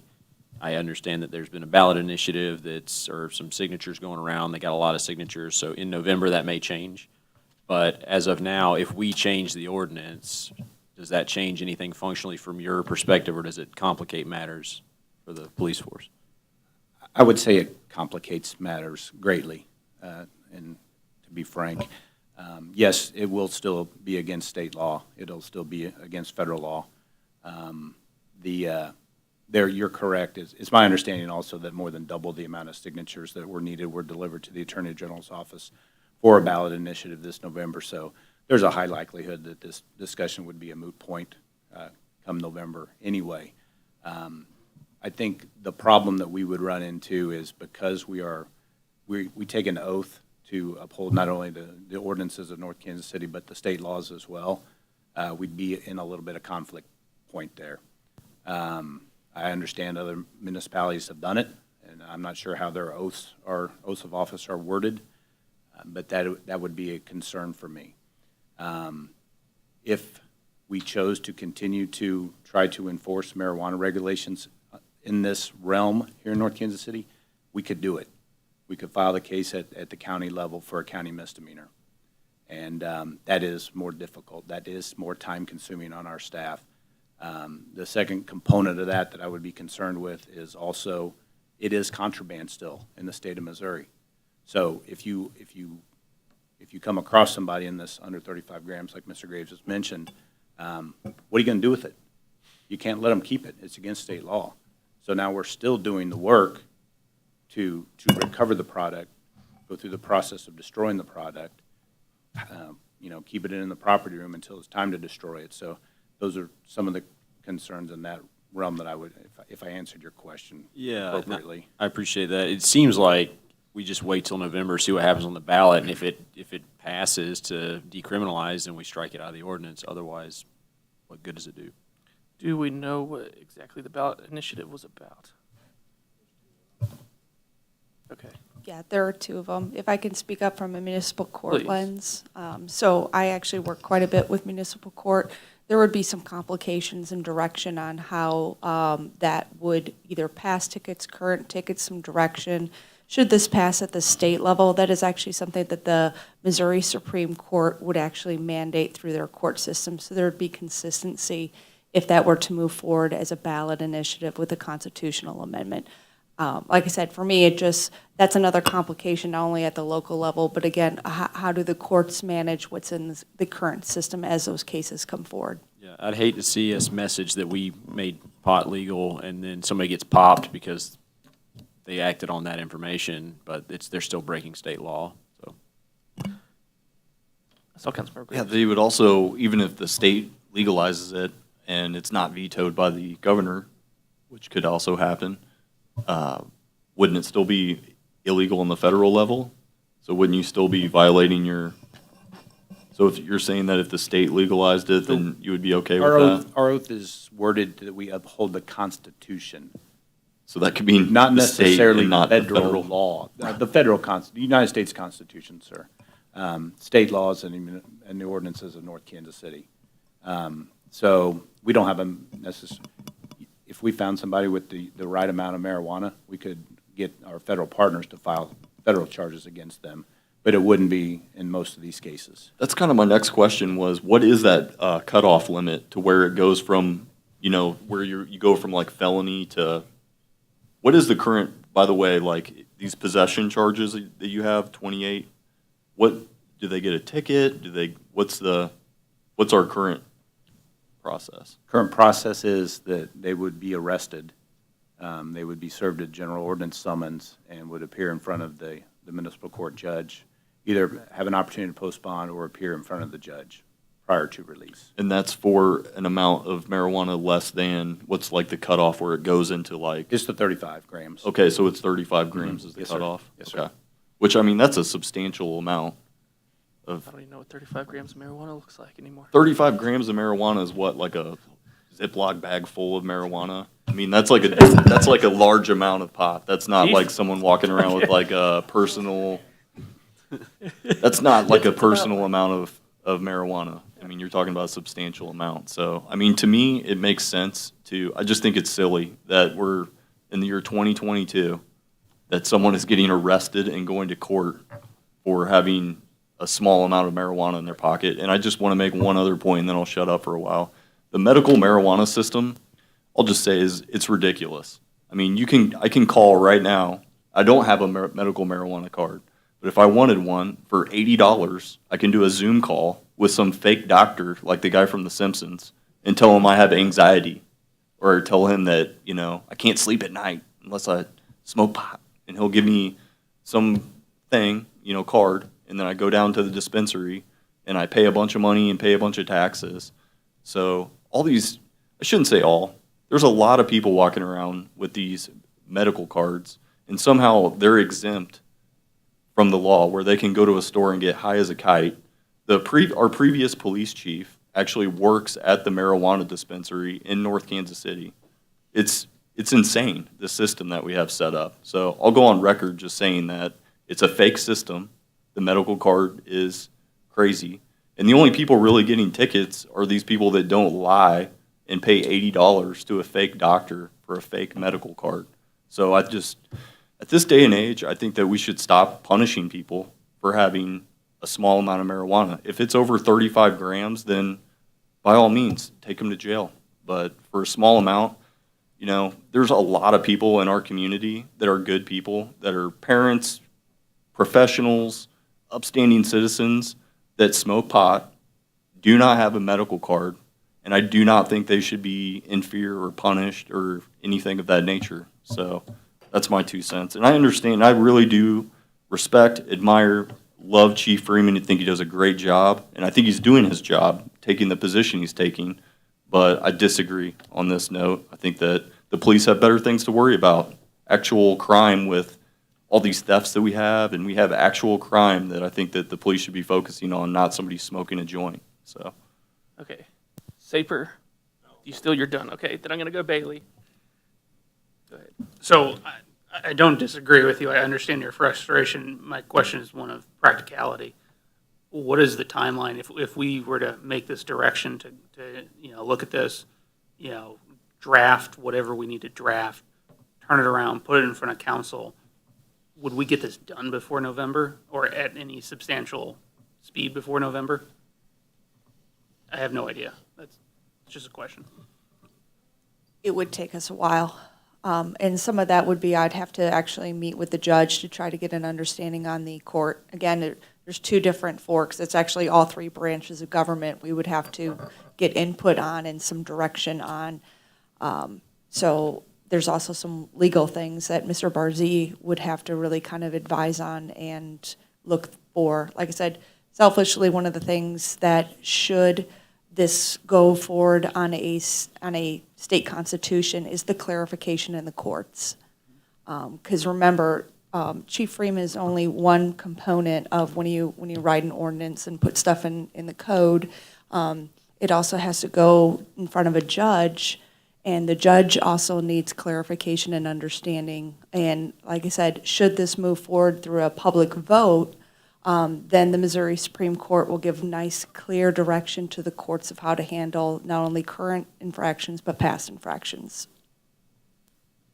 Do we know what the cutoff is to have that on the ballot? They have the signatures, correct? I don't know if someone, okay. And that's being, I guess, validated now would be by Secretary of State. Based on a very bad Google search. It looks There we like go. November 8th. Oh, there you, okay. Okay. Councilmember Toll, there we go. I just have a point of clarification as far as upholding the law and doing what you've been hired to do.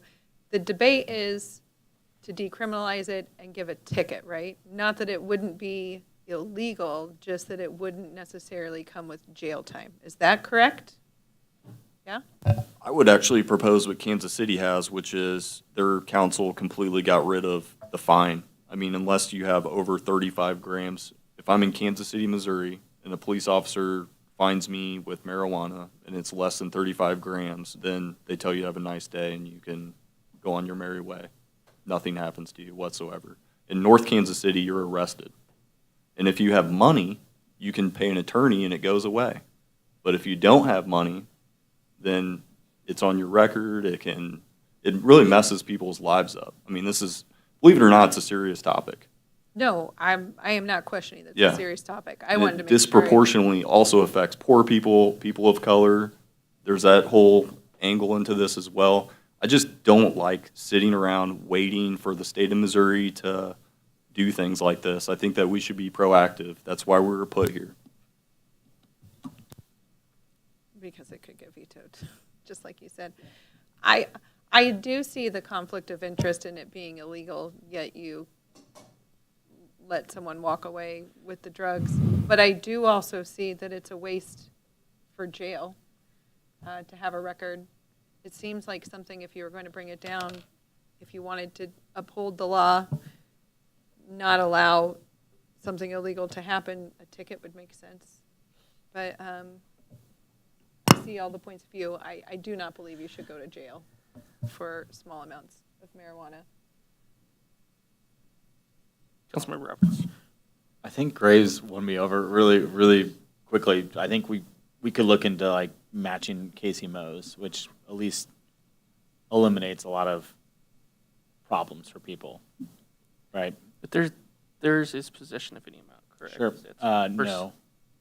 It's or what's the number? Do we know what the number is? It's the 35 grams. Are they still 35? Yeah. Okay. So if you get caught with a little bit of weed, you don't have the problem. And money and the resources it costs to arrest somebody is substantial as well.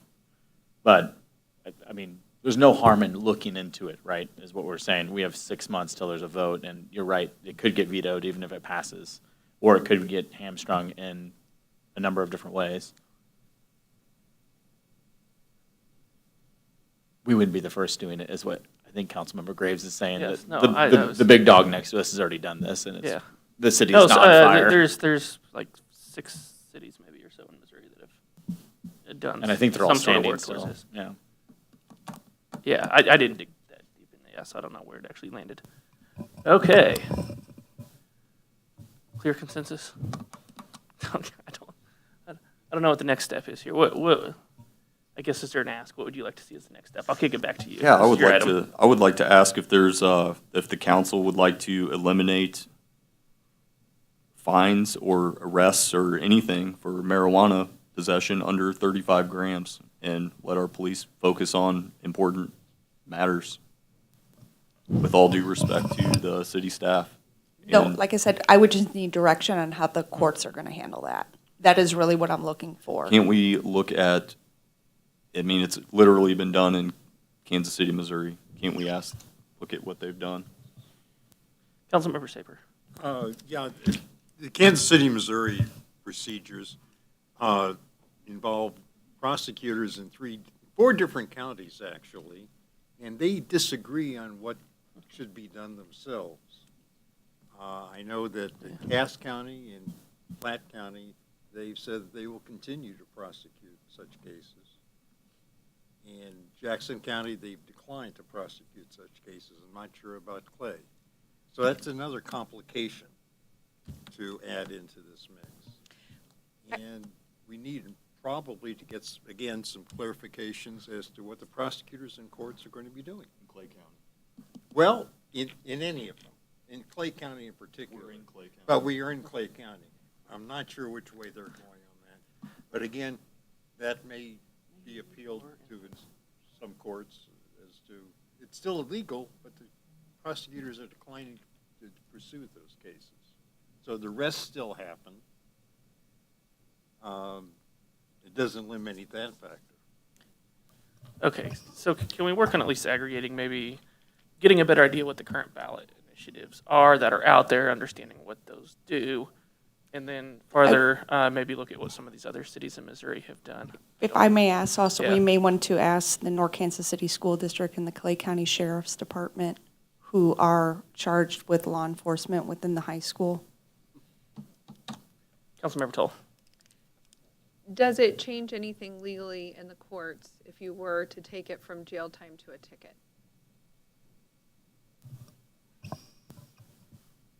Is that as complicated an issue? You could ask Judge Fuller to remove possession of marijuana from the bond schedule, which basically eliminates a custodial arrest in those cases. And that is an easier process.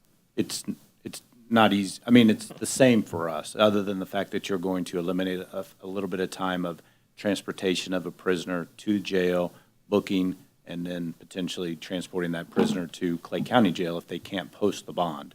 So there's a time component there, but as far as issuing the ticket on the street and then having still a court appearance, you're still holding someone accountable. still holding someone accountable for a crime that is against the law. Councilmember Graves mentioned, disparate impact to poor and minorities. There's still a choice. There's a choice to break the law, and people are choosing to do that. I don't have any sympathy for that. I guess from a court perspective, what I'd be looking for direction on is, do we expunge everything? How far back do we go? The judge is going to have, from the time that this goes forward, we still have we have a lot of these cases that are in our systems. I mean, do we go all the way back to the end of time? Is it 2 years back? These are kind of some of the directions that I think that we, at least from staff, would need. Again, I think that this is something that we can bring forward some thoughts, maybe have further conversations. I think but that's where, these yeah. are some of the things that I know that the judge is going to be looking to us on how far back do I go? No, I think that's right. Gather more data, bring some stuff forward that, like I noted, some of these other cities that have done it. As Tom always notes, some of these others are charter cities, and so we can't always do exactly the same thing as some of these charter cities will do. Is I get shut down on lots of things from him for, but I think there are some other cities that might be, at least one that might be a third-class city. Can we ask for the most extreme version of this, and then something that would be, like changing it to a ticket and not an arrest, versus like nothing up to a certain amount? So like the two, something that's maybe easier and something that's like would be the best version of it. I think what Councilmember Graves is asking, which is expunge everything and, nothing up to 35 grams, to the smallest, which would be a ticket with no jail time. Is there enough support for a further presentation on decriminalization of marijuana there? Yeah. Okay. That gives you some, never mind. Okay, so that's going to wrap that item up for the moment, I believe. Okay, yes. Now I've written my sheet all up here, and we are on number 18. First reading. No, back to Crystal. Oh. Approving accounts due and payable by the city through May 13th, 2022, bill number 7682, ordinance number 9479. First reading. Second. All in favor, please say yes. Yes. Yes. Yes. Opposed, no. Motion carries. I move that bill number. Whoa, I gotta read it. Yeah, sure. An ordinance authorizing payment for certain accounts due and payable by the city through May 13th, 2022. Good? Yep. I move that bill number 7682 be placed on second and final reading and passes ordinance number 9479. Second. Call the roll, please. Councilmember Graves? Yes. Councilmember Saper? Yes. Councilmember Tull? Yes. Councilmember Smith? Yes. Councilmember Bailey? Yes. Councilmember Robert? Yes. An ordinance authorizing payment for certain accounts due and payable by the city through May 13th, 2022. All right, thank you. Staff comments. Mr. Nichols, anything? Sorry about that. In your packet tonight, there's a list of upcoming city items of note. There's also what was provided by the Y for the Healthy Neighborhood April bill.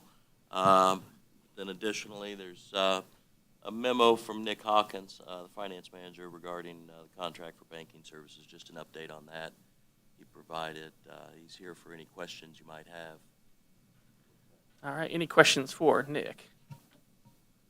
That's a good night for Nick there. Well, Oh, there is one. Here we go. Councilmember It Tull. just says there's a top few banks. Are those top secret? They're not top secret necessarily, but I was going to wait since we haven't notified all the other banks of. I got it. Okay, what I was the just decision is, curious. so we will have something at a meeting in June. There we go. And then I've also heard rumor that Chief Hargis has something to add this evening. Or Yes, no? that's Oh, correct, yes. There we go. Rolling right over. I'm assuming everyone got the notice from Mr. Nichols about the fire we had in the station last Sunday with one of our apparatus. That was due to an unfortunate accident with a charger. There had been difficulty starting that truck throughout the day. The charger was put on there, which created a fire inside the engine compartment, which went into the cab of the vehicle, destroyed the cab completely. We have not got the The insurance adjuster came out Friday, looked at it. I had some further discussion with him. It looks like it's probably going to be totaled. He hasn't gave us that notification officially yet. That ambulance had been in service we put it in service last June. It was our newest apparatus. And I don't know if you all are aware, but ambulances are pretty much like houses in the market today. With the lack of chassis coming out, if we ordered one today, it would possibly be 20 to 24 months before it was delivered. So I've been working on stuff since this happened because I was aware of where we were at in that. I've got a line on a couple of possibilities that we could get a replacement ambulance within a few months. The problem is it's kind of like the housing market. When one pops up, you have to jump on it. So I'd like to ask the mayor tonight if they declare our ambulance a total loss, if I can get him I'll bring him the paperwork that we can put a down payment or a hold on an ambulance that's available to get that so that we can get an ambulance back in here for our reserve. Do you need a motion for like an emergency authorization there? Or does that just sound good? Oh, I caught him he wasn't ready for that one. I think we're just good. I can disapprove it. There we go. Do you need a motion? Okay, if you can do a motion. I should have just let him stay the way he was. So what do you need us to say? So, yeah, now you got to finish, Tom. No, I'm kidding. The ambulance company I've talked to, a lot of them want 10% down now and rest on delivery, or a certified PO where the PO's written and the money's encumbered. So to give me the authority to a budget. I move to give the mayor permission to place a down payment on an ambulance. Not with personal funds, thank you. Sure. Clean that up. No, just kidding. Yeah. There's a second. All in favor, please say yes. Yes. Yes. Crystal, we good. I forgot to check. She was looking. Okay, and I heard all yeses, all opposed, no. Okay, motion carries. All right. Okay, thank you. Any other questions? Nope. All right. Anything else from this? Oh, there we go. I have just one more quick update. At the last council meeting, we had mentioned the fact that we had applied for some Clay County ARPA funding, $700,000 for the proposed water main replacement along Burlington, and we were awarded that. So that is really good news. That is going to go somewhat a long way, not really too far of a long way. That is a pretty large capital improvement project, but we are very thankful to the Clay County Legislature for awarding us their ARPA funding for that particular project. And I appreciate Kim and Michael being on top of that and making sure we got that. Thank you. Shu, I haven't had a chance to call on you yet. I told you I was going to get your first meeting here. Thank you. I don't have anything else. Okay. She got me. All right. With that, council member comments. Boom, council member Graves. Yeah, I'd like to, first of all, thank Chief Freeman for his insight on the golf carts and marijuana legalization, and I hope that he's not mad at me now. I do have respect for him. He's just doing his job, and, sometimes the police chief has to be kind of a wet blanket in situations like that where you're trying to do something that's too much fun. And then I want to thank all of the people that come out for public comments. That's always my favorite part of council meetings. I really appreciate everybody taking the time to come out and make themselves heard. And I do take notes while they're doing that. It's very important to try to get a snapshot of what's on people's minds, what we're doing right, what we're doing wrong. A couple of things that stood out to me. George Schluter, I 100% agree with you about the lack of single-family housing, and I do think that we need to shift our focus from apartments to single-family housing. There's this thing I see in the media where they say that, young people don't want to buy a house these days. They all want to live in apartments.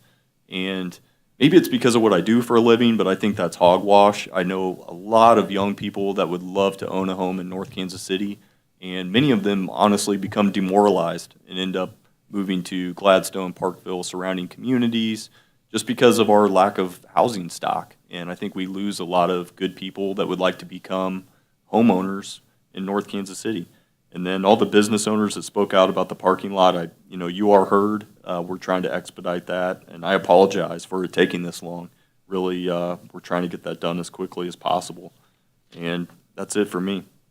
Thank you, Councilmember Saper. Nothing. Thank you, Councilmember Toll.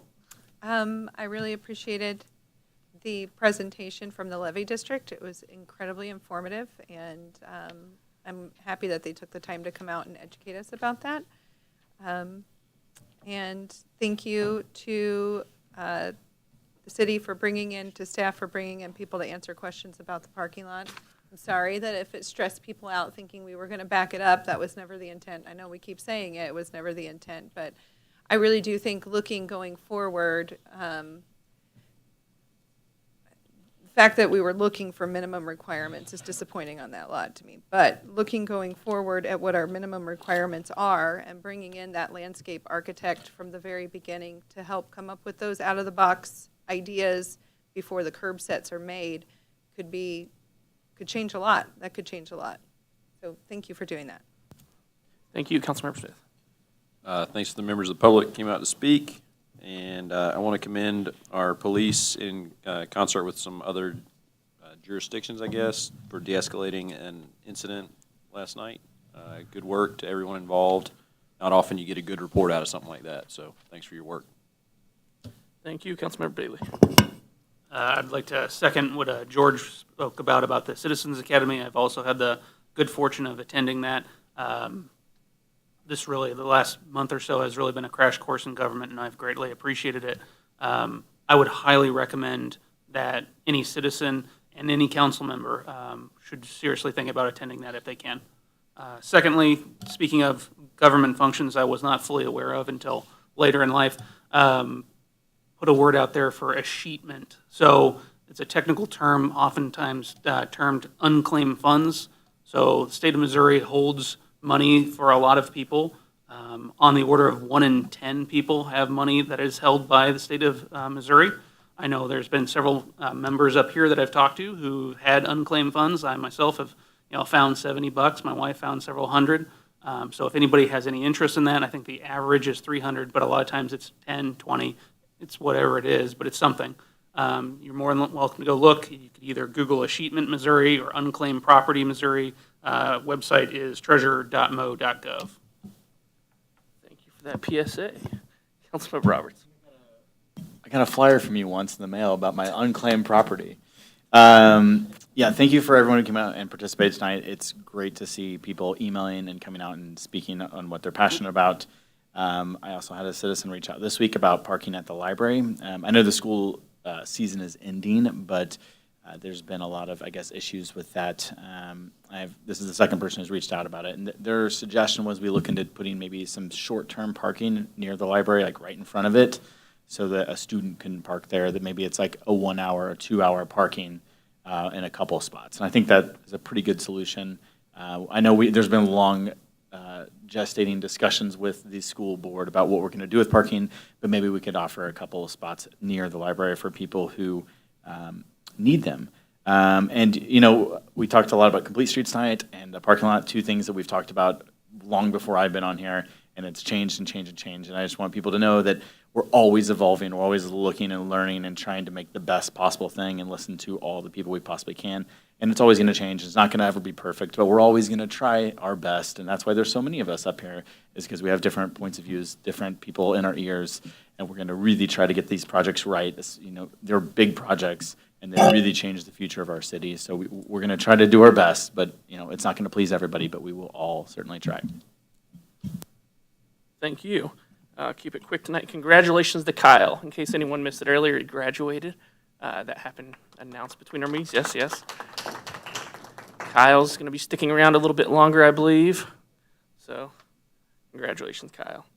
Thank you. With that, number 22, consideration of a request to hold and recess into an executive session as requested by the city councilor to be held on this date on a real estate matter pursuant to Missouri Revised Statute 610.0212.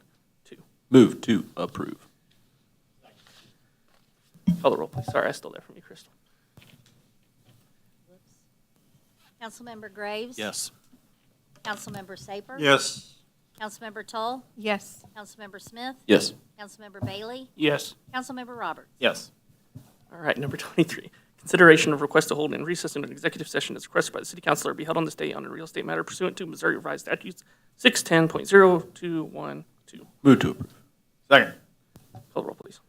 Councilmember Graves? Yes. Councilmember Saper? Yes. Councilmember Tull? Yes. Councilmember Smith? Yes. Councilmember Bailey? Yes. Councilmember Roberts? Yes. All right, for everyone watching at home or the live stream, this will be the end of the live stream. No further business and no further action will be taken. Thank you.